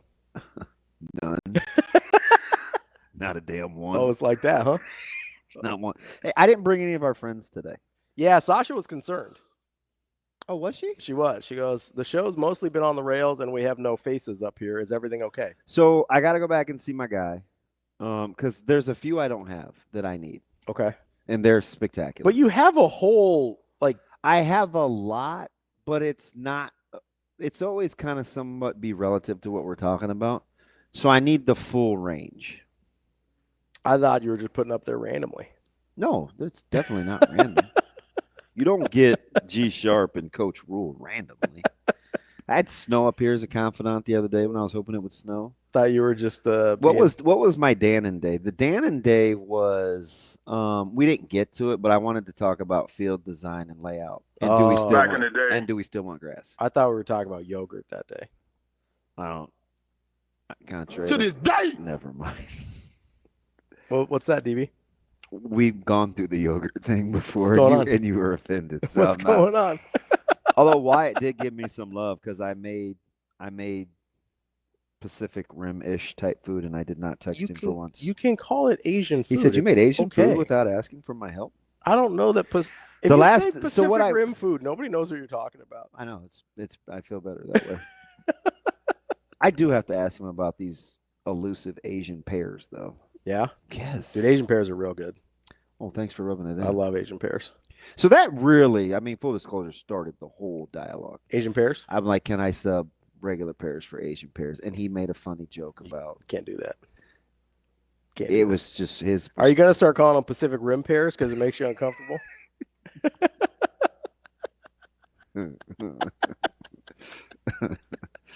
Shut up. You all right over there?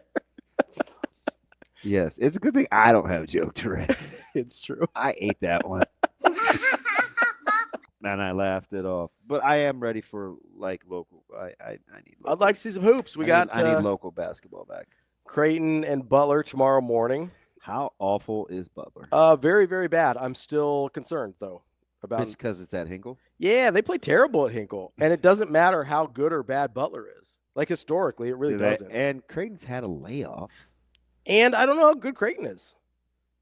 Like I just really don't. I'm not trying to be, like negative Nancy over here or anything, but I have no idea how good Creighton is this year or how bad they are. I know Butler's pretty bad. I do know that. That is a fact. And then you've got Nebraska. Was it Sunday against Purdue? Yeah. That's a tough one at Purdue. It is. But I think Nebraska always has this bounce back in them. Yeah, they'll need to. So, what about tonight, man? Because you know how I feel. Have I convinced you? About what? Texas, Ohio State? Yeah. Texas is such a live dog, it's not even funny. And I don't know anyone else. Mm-hmm. And if you listen to these national shows, I'm not even sure why Texas is showing up. Yeah, I might as well just call it a day. I get this. Are you surprised? Remember early before the season started how highly thought of Quinn Ewers was? Yeah. Are you shocked that he's like the hiccup now? You know what's funny? It's incredible. Who was I comparing him I'm like, to? He's not that bad. Just don't have him throw it downfield 65 yards every time. Just play catch. Yeah, if Steve Sarkisian could kind of... You don't always have to get vertical in the passing game. No, if he could control himself at all, it'd do Quinn Ewers a lot of favors. It's like, I don't know, man. They got this Ewers guy at quarterback, and Manning's the... I'm like, wow, we've gotten to the point with this team where Ewers is the problem? What are they going to do with Ewers next year? Is he going to the draft? Do you not remember? Hypothetically, we're like, I bet you, the way Sark would have it is he'd bring Manning along slow and Ewers would declare for the draft. We were having those conversations in the offseason. Yeah, preseason. And now we think this dude is a liability. I don't know that he's a liability. Yeah, I think that's a little harsh. It's a little aggressive. His numbers are pretty good. Like, he's been pretty good. I think sometimes they don't do him a lot of favors. Nobody gets inside the numbers like we do. Well, I'm just saying. I mean, is it really only 50 touchdowns and 9 interceptions for Drew Aller? I think we need to get inside that. I think we need to watch some tape and see how many of those the refs saved him on like they did last night. Because that dude. Oh, no, you did. That dude was real close to having a bad 3-pick game. And then that 12 for 23 for 135 yards all of a sudden looks even worse. That's DB. I'm Ravi Lulla. We've got Mike Sautter coming up next. We will be back.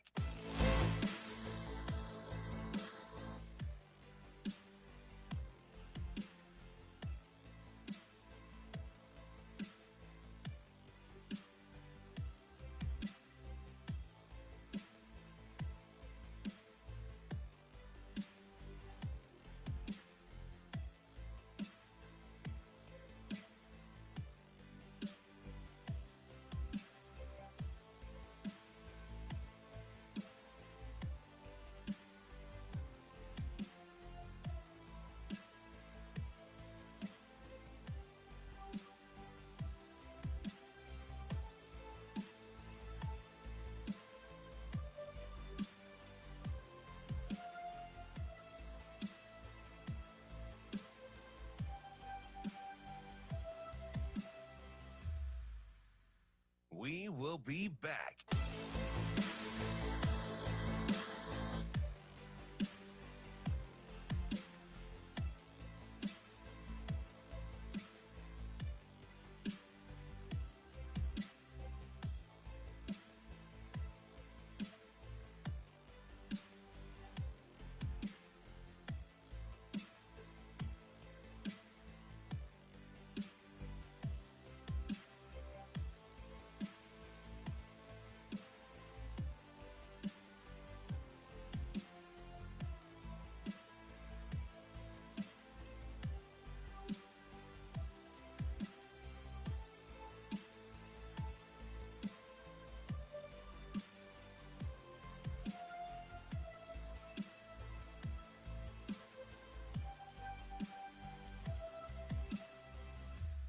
We will be back.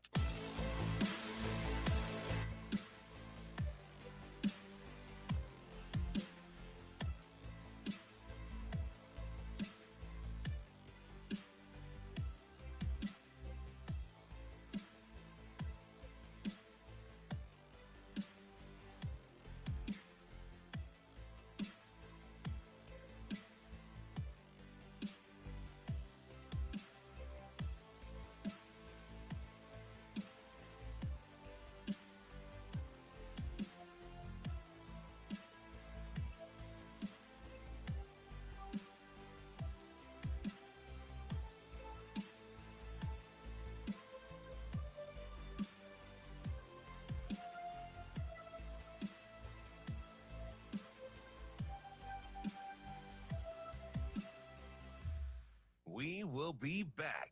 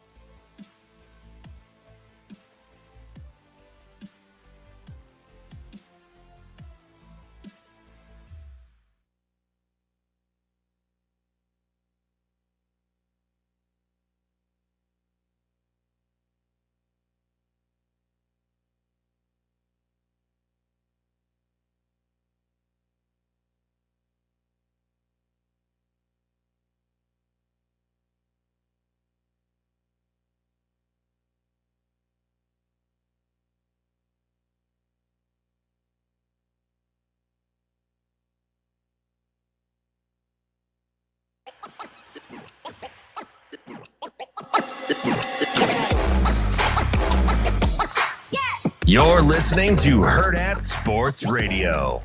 Oh, yeah, no doubt, no doubt. Mike Sautter. Yeah. Mike Sautter. Oh, man, you're going to put me on the spot. Mike Sautter. Kicking off hour number 3 here on Hurrdat Sports Radio, presented by Centris Federal Credit Union. That's DB. I'm Ravi, Lulla. We're joined now by our friend Mike Sautter from Hurrdat Sports and NAB Preps. What's going on, Mike? Sorry, I was taking a drink of my coffee. Second cup of coffee so far this morning. So All black, right? No. I mean, I don't mind that, but I do. What's in? I have one particular coffee creamer that I like. So, what's that? The caramel. Yes, caramel is it. Yeah. Mm-hmm. Like real caramel, or like the butterscotch knockoff they call caramel. No, it's it's whatever. Wide Awake is the brand, and it's like vanilla caramel, whatever. Do you make your own coffee? Oh, of course you do. You're cheap. You make coffee, right? Yeah, I mean K-Cups. Yeah. What's your go-to brand? Oh, Dunkin' K-Cups are the Dunkin'. Yeah. Sautter, what's wrong with all black? Coffee. Oh, nothing. Nothing. If I'm at a gas station and I want 99-cent coffee, which I'm not a coffee snob, I will just go ahead and get it straight black. Oh, so for you, coffee is like just the functional part of it. Taste is a bonus? Yeah, like the people. Okay, so hung out with my wife all afternoon yesterday because she had the day off because markets were closed, So funny. and she goes, "Let's go, get some coffee," and she ordered something that was like almond milk decaf with something else, and I'm like, just get milk. Like, what are you doing? This is like didn't make sense. So yeah, I don't discriminate when it comes to coffee. Bad coffee is still coffee. So and I would drink.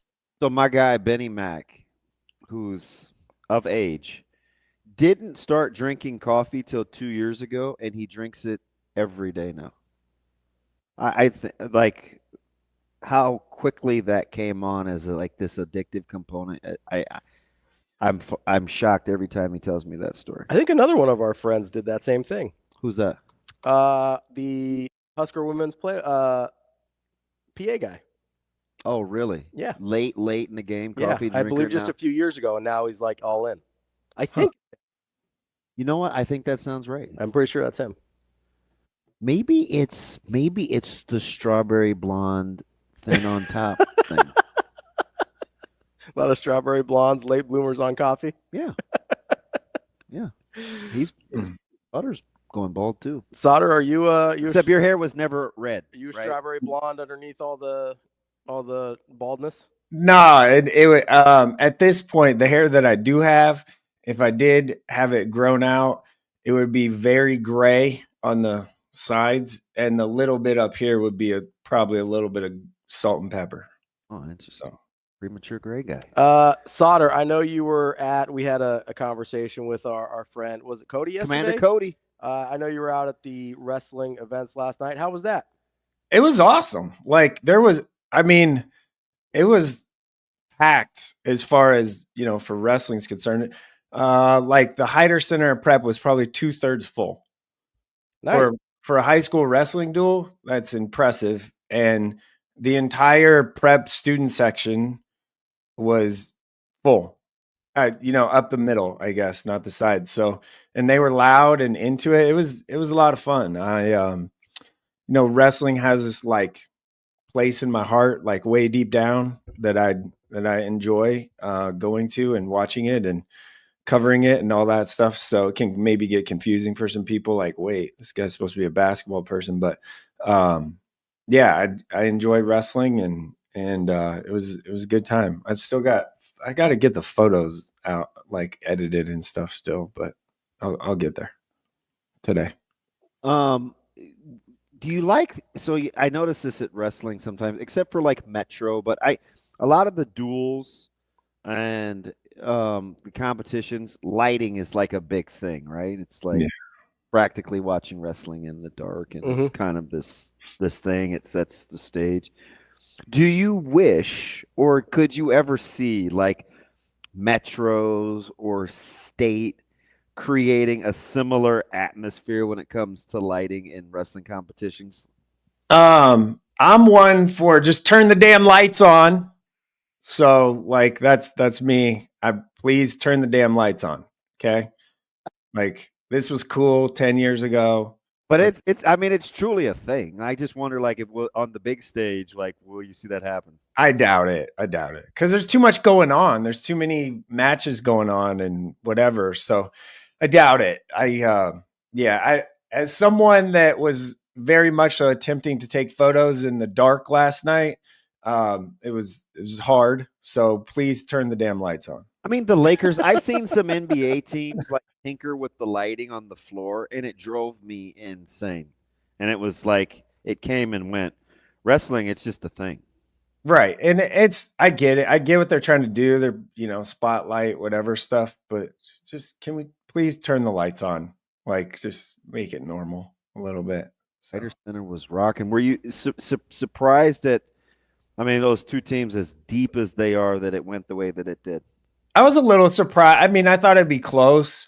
The one, there's two matches that were, I guess the pivotal ones. Strange for Scott getting a pin was huge for Scott. And then Riley Johnson went up a weight class. He's ranked number 1 in B, and he beat JT Smith from Prep, who's ranked number 1 in A. And Johnson went up, 10 pounds basically, and won with a kind of last second-ish or last moments takedown. So that was a really good match. It was really cool. And frankly, anytime you can see Cade Ziola just go out there and do what he does, it's really impressive to watch him. So it was pretty fun. He just continues to dominate as he gets bigger, which I still think, especially even watching last night, I still think the key to his game, though, is his length and strength. I think it's very, very under. You look at his frame and you're like, oh, okay. But then you watch how he uses his length and still is as strong as he is. It's pretty special right now. Yeah, his ability to just kind of have control, like head control or hand control, and still just he's so dang long. He can just he can keep you at such distance, right? And it reminds me a lot of watching, Darlando, right? Hill over at West. Yeah.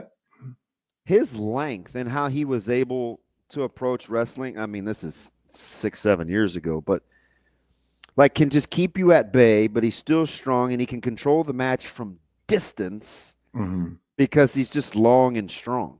Yeah, Cade can. He will just. He wasn't as offensive minded as Cade is. But, right. Cade's always attacking, always coming after you, always attacking. And he can just reach down and just snatch your ankle from the ground and just you're done. Like there's nothing you can do about it. So he's as dominant as they come.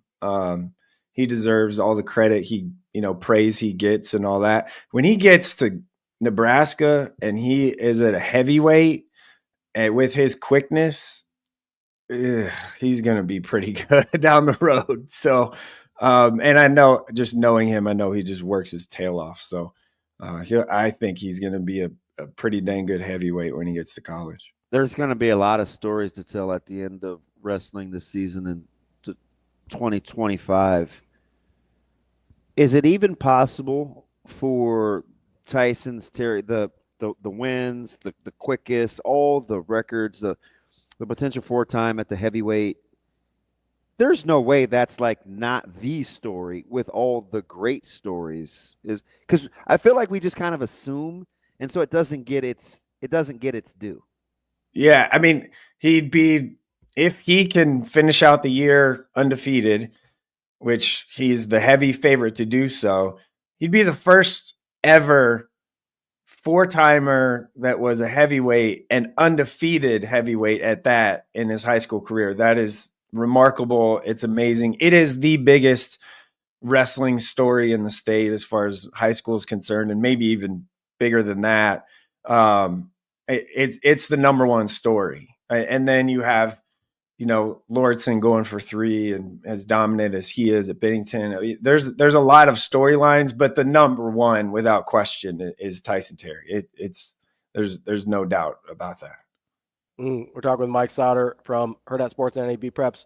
Sautter, as you where are you out this weekend? I know you said you actually got to hang out with your wife yesterday, so I assume that's not going to happen at all over the next few days. Well, you got a little mini break with holidays like Metro. But now we're back on high school schedule. Yeah, what's your schedule this weekend? Where are you going to be at? Yeah, I'm going. So my game of the week is tonight, Lincoln Southeast at Southwest. I haven't seen any team from Lincoln play high school basketball yet, so I'm kind of excited to go there. Rivalry game should be good guard play, all that. And then tomorrow I'm back at Omaha for South Dakota State versus Omaha. And then if I can get out of Baxter in time, I'll try and catch Elkhorn North at Scott Boys at 4:00 tomorrow afternoon. I'm not sure I can make that. We've watched youth basketball forever, so you're maybe not surprised, but are you at all at how quick? And we didn't mention Northeast that Lazaric has been so good this year in terms of establishing his prowess as a player in Lincoln. It's the right fit, right coach, all that stuff. Lazarick Houston at Northeast right now. Coach Richie just lets him kind of go, be him and do him. He was awesome the other night. I know Jacob was there the other night at 40 or something like that in overtime win over Southeast on Tuesday night. A big win. Southeast I thought Southeast may put the stranglehold on Lincoln. Yeah, it's a really big win for Northeast. And Lazarick, I don't think this is going out on a limb by any stretch, but either him or Lee Robinson's probably the best point guard in the state right now. Lazarick's just scoring. They do it vastly different ways. Right. Lazarick's scoring ability and ability to get to the rim basically whenever he wants is definitely a thing, right? And Lee is just now kind of turned himself into that defensive guy where like he's kind of the shutdown guy. Lee Robinson's hands are so quick and his instincts are so good. And I think, that going back to maybe the spring, like that's probably where the Chucky Hepburn comparison is a little bit, just because they're both so good on the defensive end, and their instincts and quick hands and stuff like that when Chucky was in high school. Well, Chucky's still doing that now, but yeah. The comp I gave him just because of, and I wouldn't say offensive struggles, but the lack of consistency of wanting to score the basketball. I thought Caleb was the comp defensively because he had those amazing hands. He would play passing lanes. He always got the toughest score. He got him as a young guy. Like Lee's anticipation to play passing lanes and pick balls off clean is incredible. And he kind of saps your spirits in terms of wanting to handle the ball. Like he's just dogged. Yeah, the Caleb one, that's really good, Damon. I should have thought of that. Like because Caleb was a hell of an on-ball defender. I guess he still is, but just different sport. So that's really good comparison. Now that I think about it, I should have thought about that more, but yeah. So they got the one loss, and Papio, listen, a heck of a game, and Westside's got to execute late. If you're playing the long game in a wide open A in that top half, who has the most room for growth? Phew. It's really wide open. Like Prep Westside rematch, I guess, is tonight at Prep. That environment's going to be really good. Geez. Is it maybe Millard North? Because you haven't seen their best yet? I think they're underachieving. The easy answer would be like, oh, yeah, they're underachieving. But maybe we could have overvalued some guys that needed to play in key roles. Maybe, yeah. Oh, you know what I mean? Like, what if I told you it was Bellevue West? Ooh. Well, that's because they're way ahead of. And they're young. Yeah, that's what I mean. They're way ahead of where they kind of should have been, or we thought. Been brutal. Yeah, like I mean, they're playing. Let's talk growth. Yes, from a growth. Haven't even seen what the team can be potentially down the road. Bellevue West is it because of like those guys like Morrow, who had 7 threes in a Metro tournament game. They haven't played varsity basketball outside of a month. So Keaton? Yeah. I said Keaton. I mean, like Melcher, yeah. Yeah, those guys, like, they got some room for growth. And that's all Coach Klein needs, right? It's like, fudge. Coach Klein has done a terrific job with that group. A terrific job. And it's in Wheelhouse, too, because he likes teaching. So he gets young guys. Yes. I mean, Robbie Garcia's been the man there, right? And he's still going to be the man there. But the other pieces around him have been just stepped up a ton. Like James is Tristan, right, has stepped up a ton. He's really quick. He can get to the basket and all that stuff. So Bellevue West might be that. We'll see, can Papio South continue that momentum? They have a little like a 5-ish games here that can be a little dicey. And Westview, maybe like Amir Martin is only played a couple games now for them, and getting him over has helped add little size, especially in shooting at that guard spot. But Taven Zephyr Murphy's been fantastic for Westside also. Talk about the fluorescent green light. Yeah, they just kind of let him do whatever he wants. He does a little of everything. They have better balance, I think, than the scouting report gives them credit for too. Yeah. Not a lot of size. I mean, John Sims is a guy that can get some shots. He's a little guy, but he can kind of create a little bit and get a shot. Oh yeah, really. So it's like they got a couple different ways they can get you. Mm-hmm. Yeah. The size thing, no one has size really like at all outside of Westside. Westside looks, I said this, and I think Coach Simons brought this up to me. And when I went to practice, and it's true, they look like a small college team, just like getting off the bus. So you have, London Dada's, he's got to get a little tougher, right? And his ability to shoot and make shots and stuff is awesome. His future is very bright, but he can't just kind of disappear in games either, like he kind of did in the Metro Final. So Emery Geddix played fantastic for Westside too. So yeah, I mean, and then tonight, Trinell Parker him or Robbie or Derek Rollins, they're probably the most dominant sort of, I guess, air quotes, big guys in Nebraska this year so far. And big is relative, right, in this conversation because there isn't any like 6'9" dudes walking around. Is it more fun to cover as that it's wide open without like the super duper star power at the top? Yeah, and I said this and a couple people like gave me pushback on it.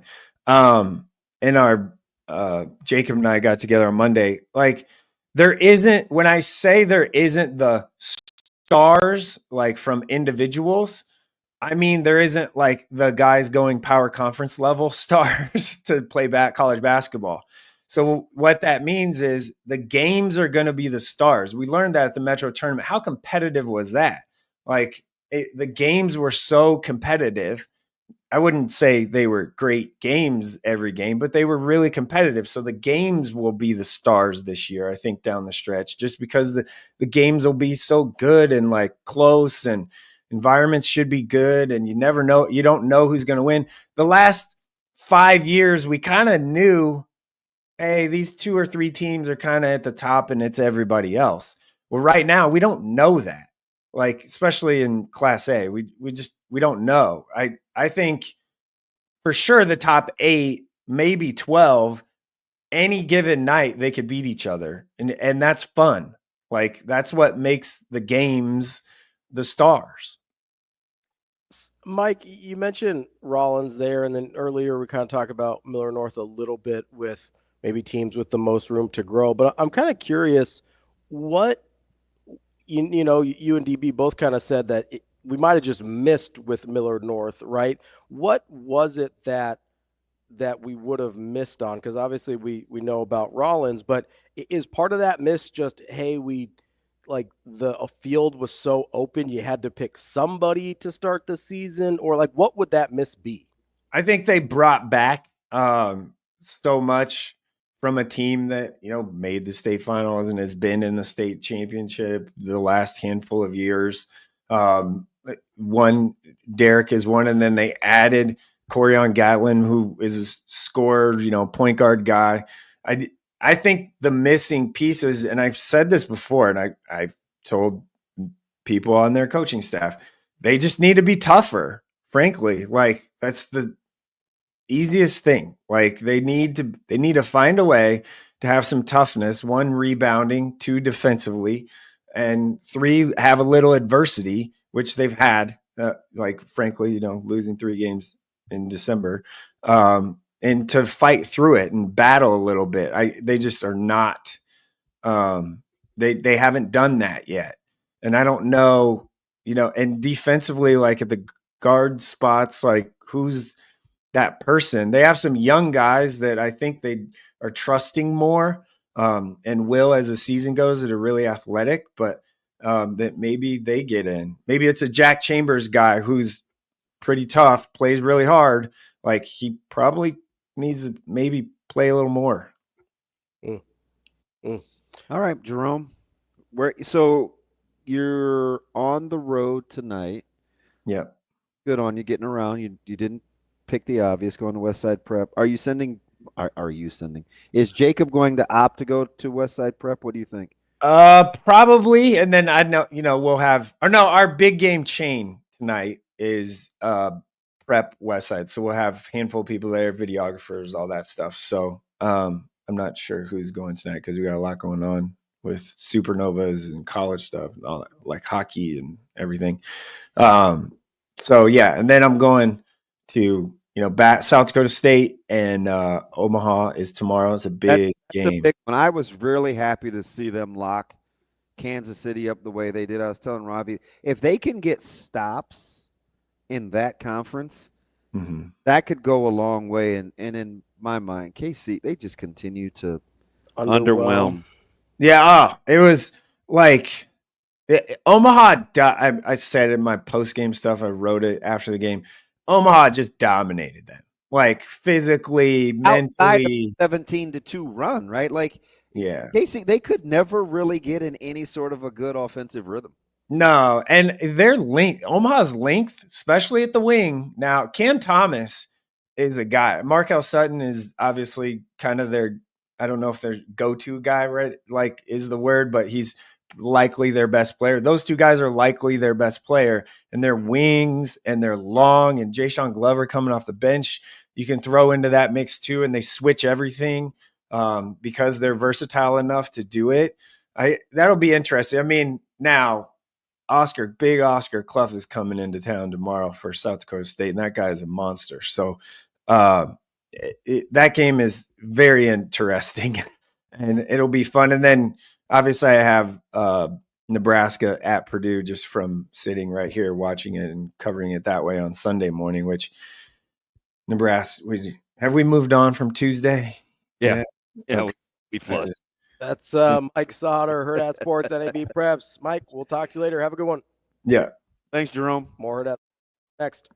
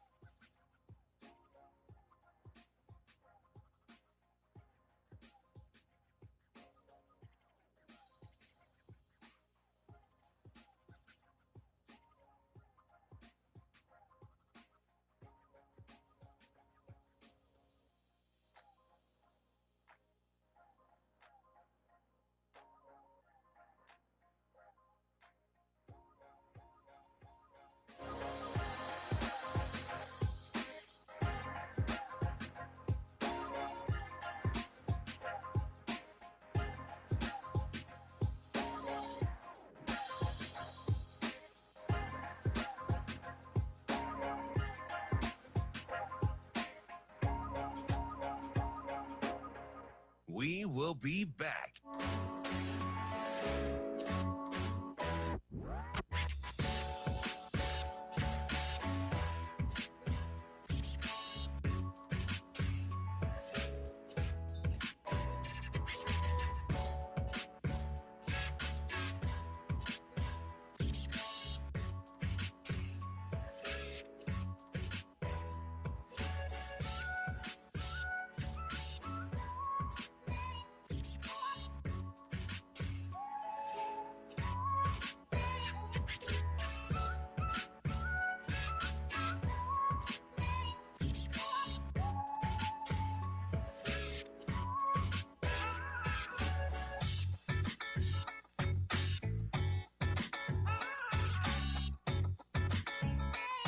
We will be back.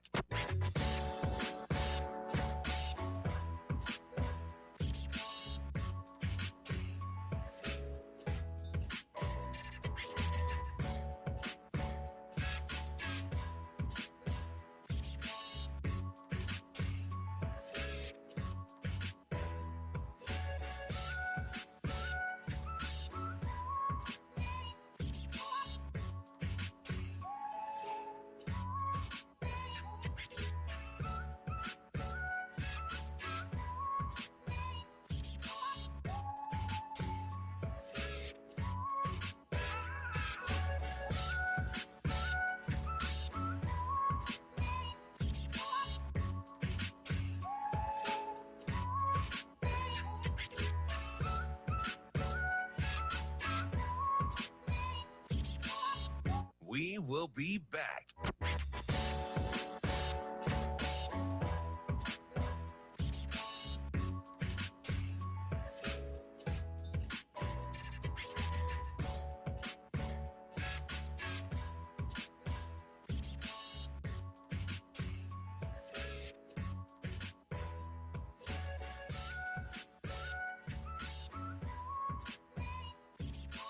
We will be back.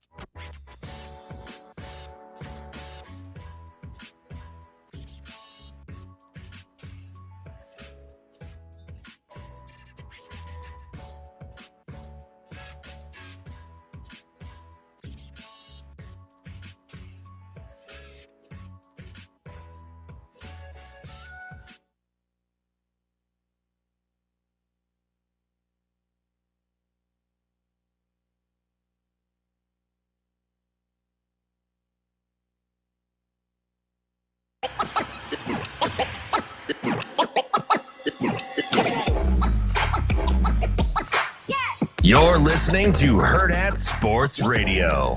41-yard attempt. Snap and hold are good. The kick is good!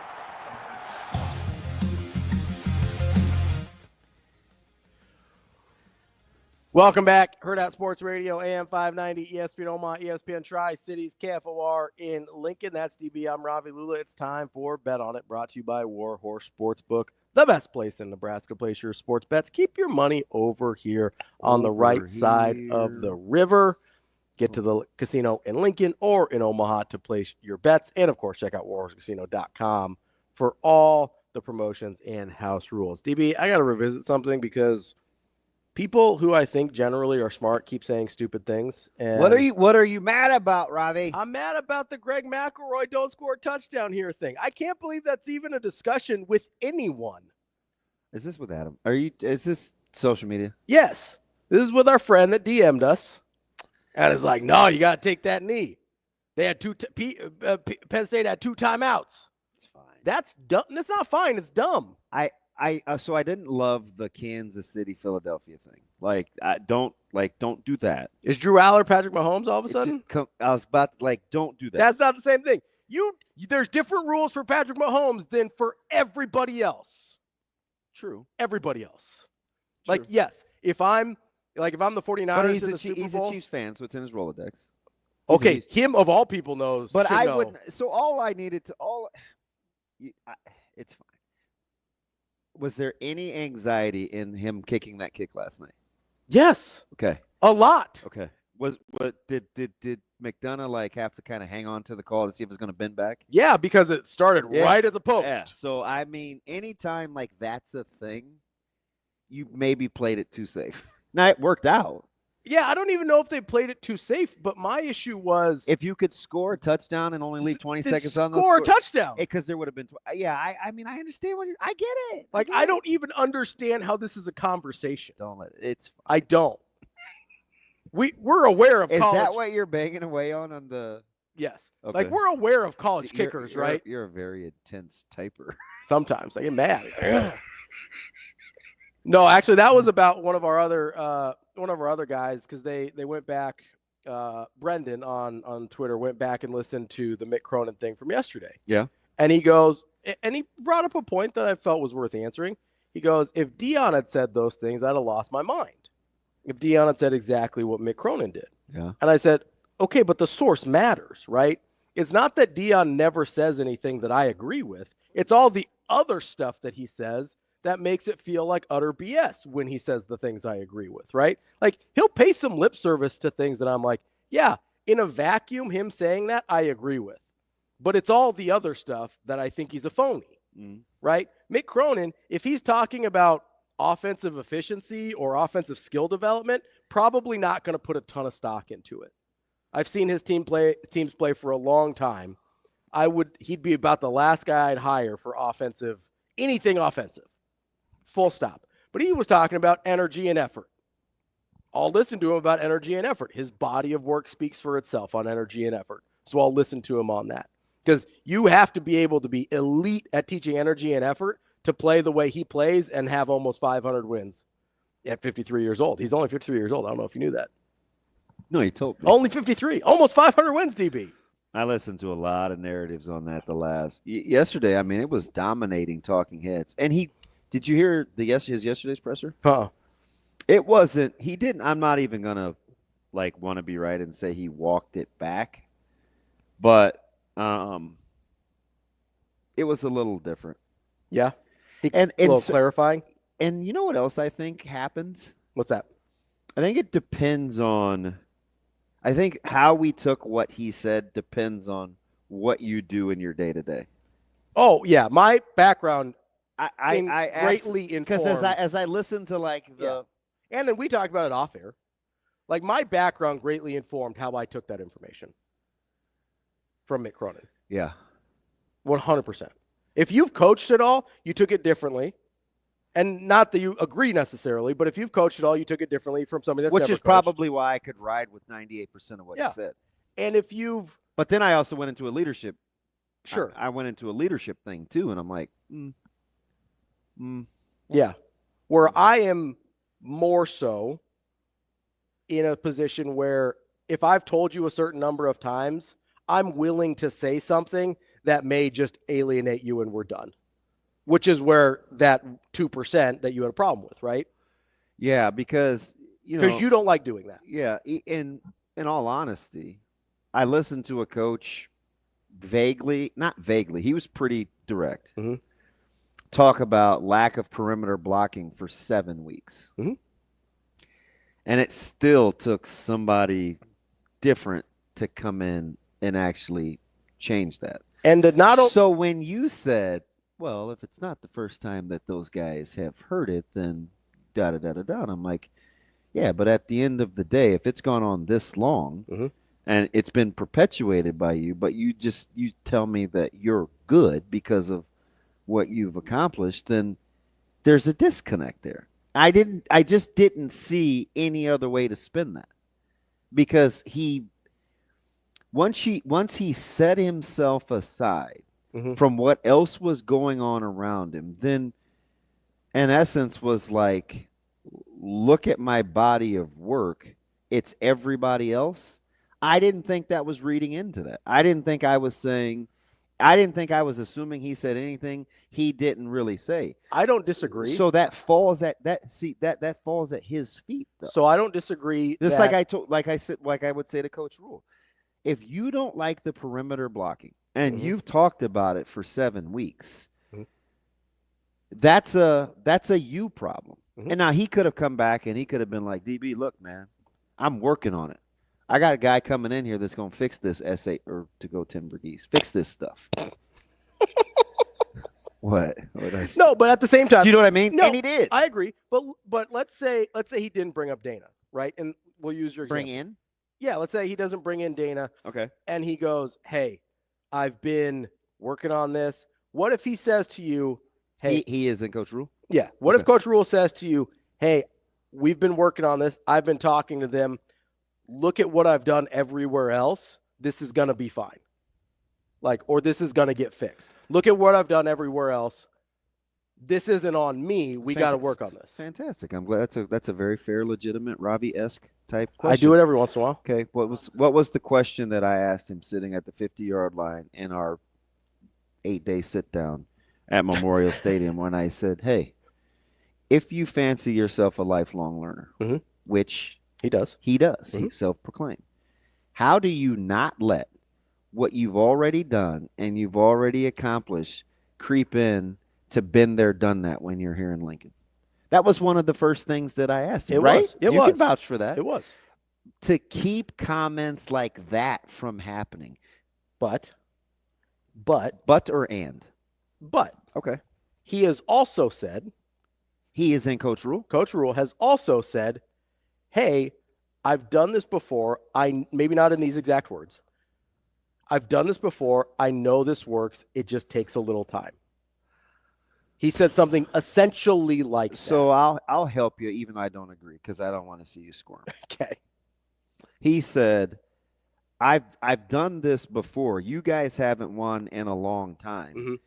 Let me do my job. Sure. Yes. Okay. Yeah, that's what I was getting at. I remember that. Yeah. And he also said, in a similar vein, he basically said, this is what you get with me. Yes. It's a process. This is what you signed up for when you hired me. So as opposed to someone else. So yes, he did acknowledge those things, but he didn't say what you just said he said. No, but that was the essence of what I was trying to get. Right. But what did he do though? See, he owned it to fix it. But he still learned. That's on me. Yesterday, your guy seemed to cut it off. Here's the difference that I would make with Cronin. Okay. And I said this yesterday, and I still think it's true. Now, was it the best example or the best way of him to say it? Probably not. I love the fact you will not give in. Oh, no, I 100% think I'm right here. I can understand the interpretation you have. I really can. Yeah. That's just not how I took it. I love how you passive-aggressively say interpretation. I played the clip over and over and over again, and I'm like, how many things do you think this can mean? I think it can mean a couple different things. The thing that I think it means is he was using that not to set himself apart, but just an example as why he shouldn't be the hungriest dog in the room. Okay. That's all I think he was trying to do. Look at my career. I shouldn't be the hungriest one here. Look at my career. Unlike the rest of you, I've actually accomplished something. I shouldn't be the hungriest one here. Yeah. Hey, who do you think wins tonight? -6, Ohio State. I'm taking the horns, baby. You heard it here first. DB loves Texas. Taking the Chargers -3 versus the Texans. Oh, give me the Chargers. Chargers Steelers, Ravens. That number's still 9.5. I like the Steelers. Taking the Steelers. All right. Buffalo -9. Oh, give me the Broncos. Broncos. You like Broncos in the money. Packers, Philly -5. Give me Philadelphia. Commanders, Buccaneers -3. DB. Commanders may win. Commanders straight up. Could win. That's Bet On It. Brought to you by Warhorse Sportsbook. Matt Vrzal coming up next.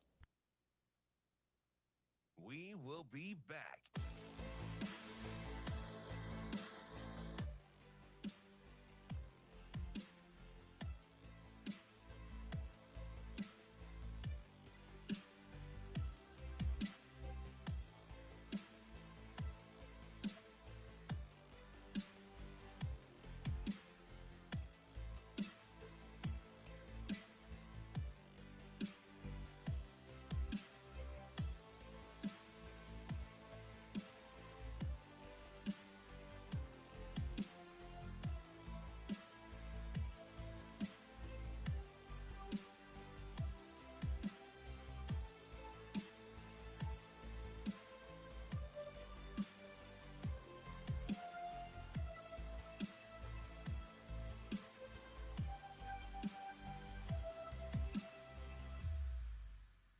We will be back.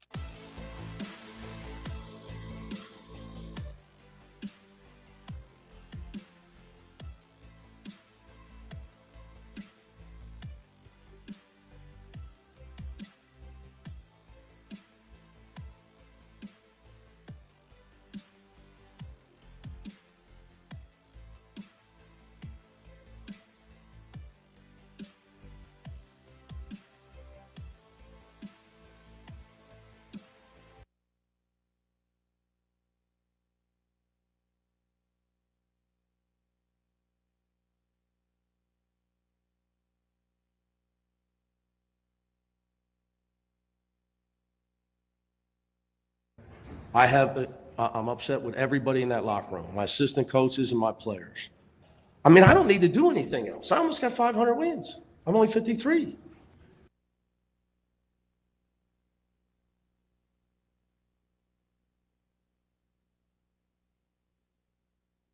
will be back.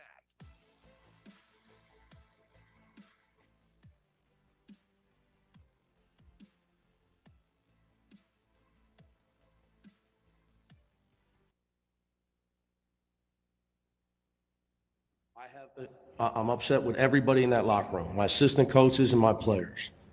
I mean, I don't need to do anything else. I almost got 500 wins. I'm only 53.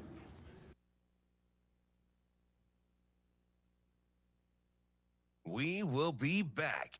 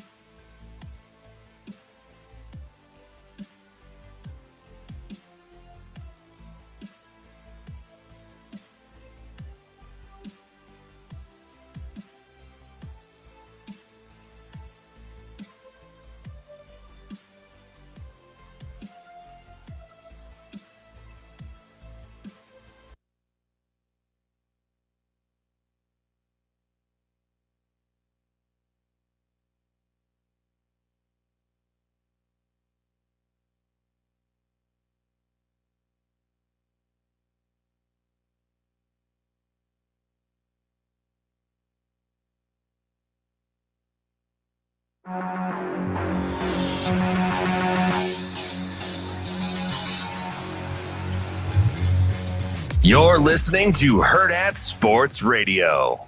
Now let's find out what Matt Vrzal is better at, telling stories or making pizza. Matt.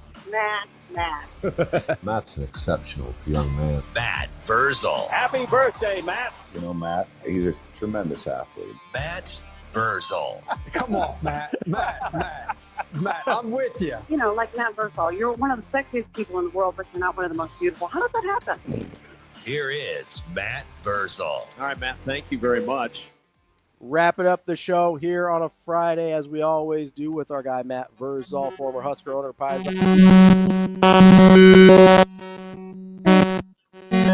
Technological. Hi, Maddie. Whoa, what's the... He ain't happy. Maddie, how you doing, buddy? I don't know if he can hear us. No, he's adjusting some of his levels. Oh, gotcha. Look at his eyebrows.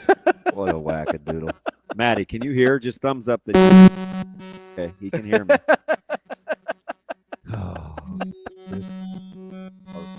Shane, is that interference on our end or his? Well, I mean, we did just have Sautter on. Oh, that's true. Hey, talk, Maddie. He hasn't even moved his lips. Can he hear? I can give him a call. Yeah, all right, give him a call. Why don't we give him a call, Shane? What was the... I'm afraid to recreate that movement. But Well, I feel it was offensive. It's offensive. He was about to flip you off. Oh, where he was like, cranking yeah, his he was finger. cranking the... Yeah. Which I think you can do on YouTube. I don't think we had, I think that would have been okay because it doesn't go out over the air, over the. And our stream people are not playing. Oh, sure yeah. They've loaded us the bird. And we let Tim cuss too. So. Thought we were just going to pretend like that didn't happen. Just let it ride on out. Dad said if you can spell. I don't think that's right. No? I don't know. I don't think that's legally how that works.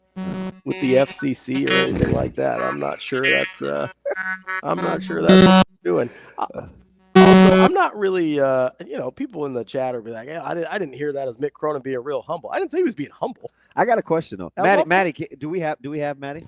Matt's here. Hi, Matt. Hey, Matt, I have a question. I'm glad I can still see him too. That's awesome. Hey, so I know I'm running the risk because like you'll say anything and you'll be like, oh, don't be so sensitive. Did you listen to the Mick Cronin interview? Okay, Shane. So you know the context, okay? This isn't a leading question. I'm just gonna get. I don't know what he's gonna say. Shane, can you play the clip that you cut up? Matt, what does this mean? What does this mean to you, Matt? I'm upset with everybody in that locker room, my assistant coaches and my players. I mean, I don't need to do anything else. I almost got 500 wins. I'm only 53. What do you hear relative to what he said when a coach says that? What do you hear? Frustration.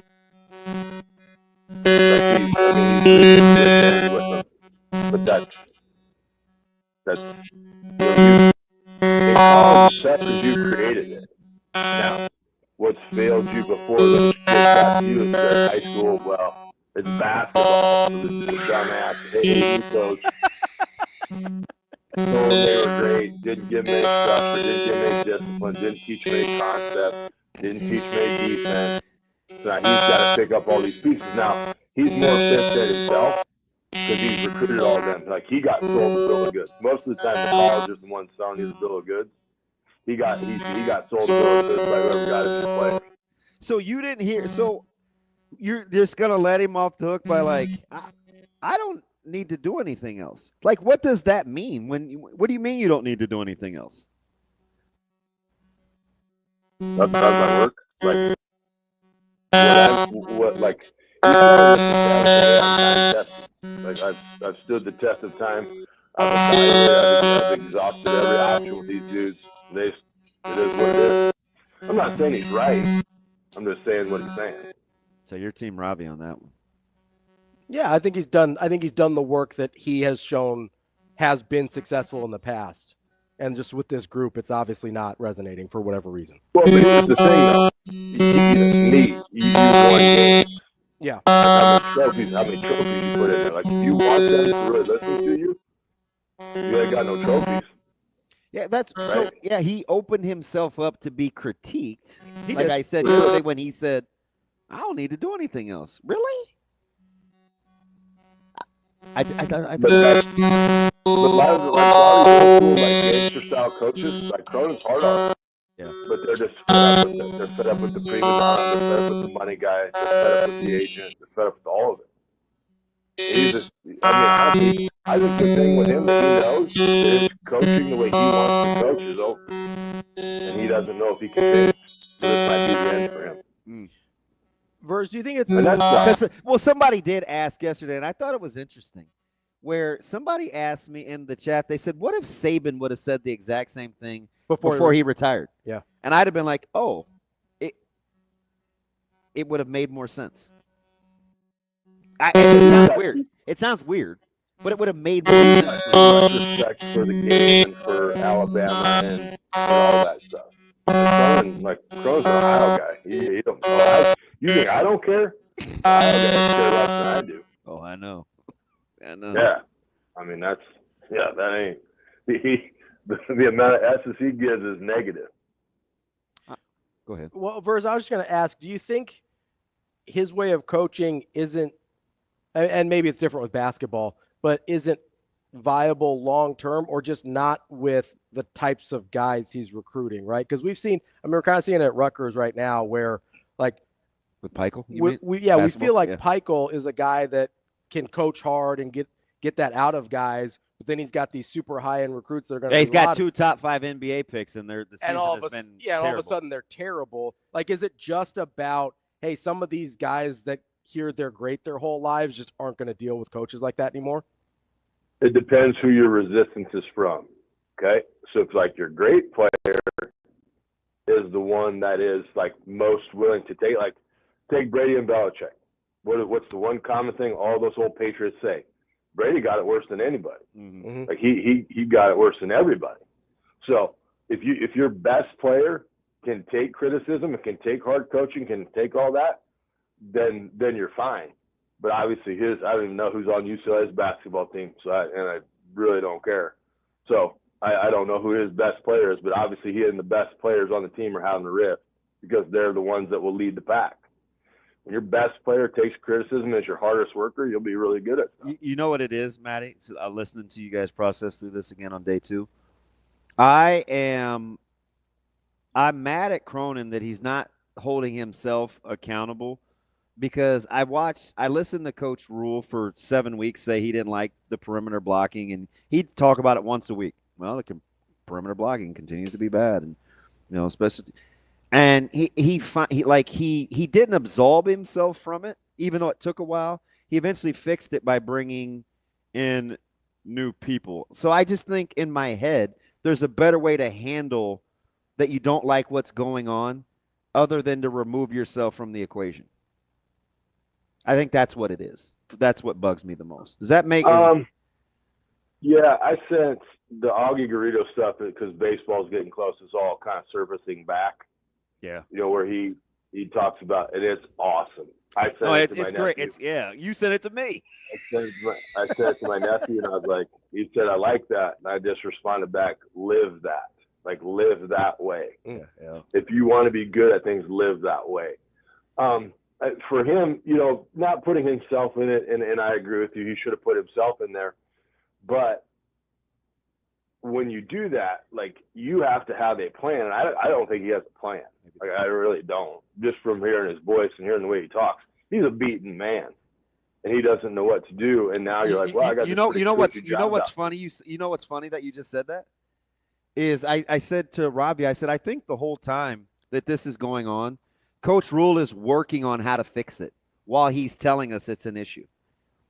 Right? I think he's like, man, who can I call? Or I've got to do – like, I think he didn't tell us real time, but he just came out and was like – he's like, hey, man, I'm going to hit this guy up and see if he can help us. Because he said that in the press conference, right? He's like, that's how it came about. He's like, I need some help. But, I mean, not to be blunt, but that's his job. That's what he's getting paid to do. See, that's why I'm so mad at – that's why I was so disappointed in Cronin. What if he just thinks he can't fix it with his group though? Like, what if he's just like, I whiffed on these guys. Well, that's kind of what Maddie's saying. I'm gonna have to ride out this year. That's kind of what he's saying about the bill of goods, right, Maddie? Yeah, for sure. I mean, it's come on, man. It's basketball. Like these are more common than they are. Like you just have coaches that will take it. I don't know. It's kind of trickling. It's kind of trickling into football too. I mean, but let me ask you something about last night as we get ready for tonight. Were you surprised at Penn State's level of physicality without being able to get the win out of it? No, because that's what they're gonna. That's what they've had a coming to Jesus where that's where they're gonna gravitate to. If their quarterback wasn't a moron. Like, I mean, come on, man. That last throw, you got to know the situation. You got to know where you're at. You can't have that turnover. You can't. It just can't happen that way. Like, and I'm trying to make the play. Guess what, dog? That ain't the play. Like, the play is put that thing in the dirt and live to fight another day as you scramble around and try to sidearm one to a receiver that's obviously, like, well covered. He turned into defensive back. He couldn't even make play. So Notre Dame's ability to not panic was incredible. Whew. They are their coach, man. Isn't that something? They are, but that's what it is. Teams are their coach. Teams are what their coach does.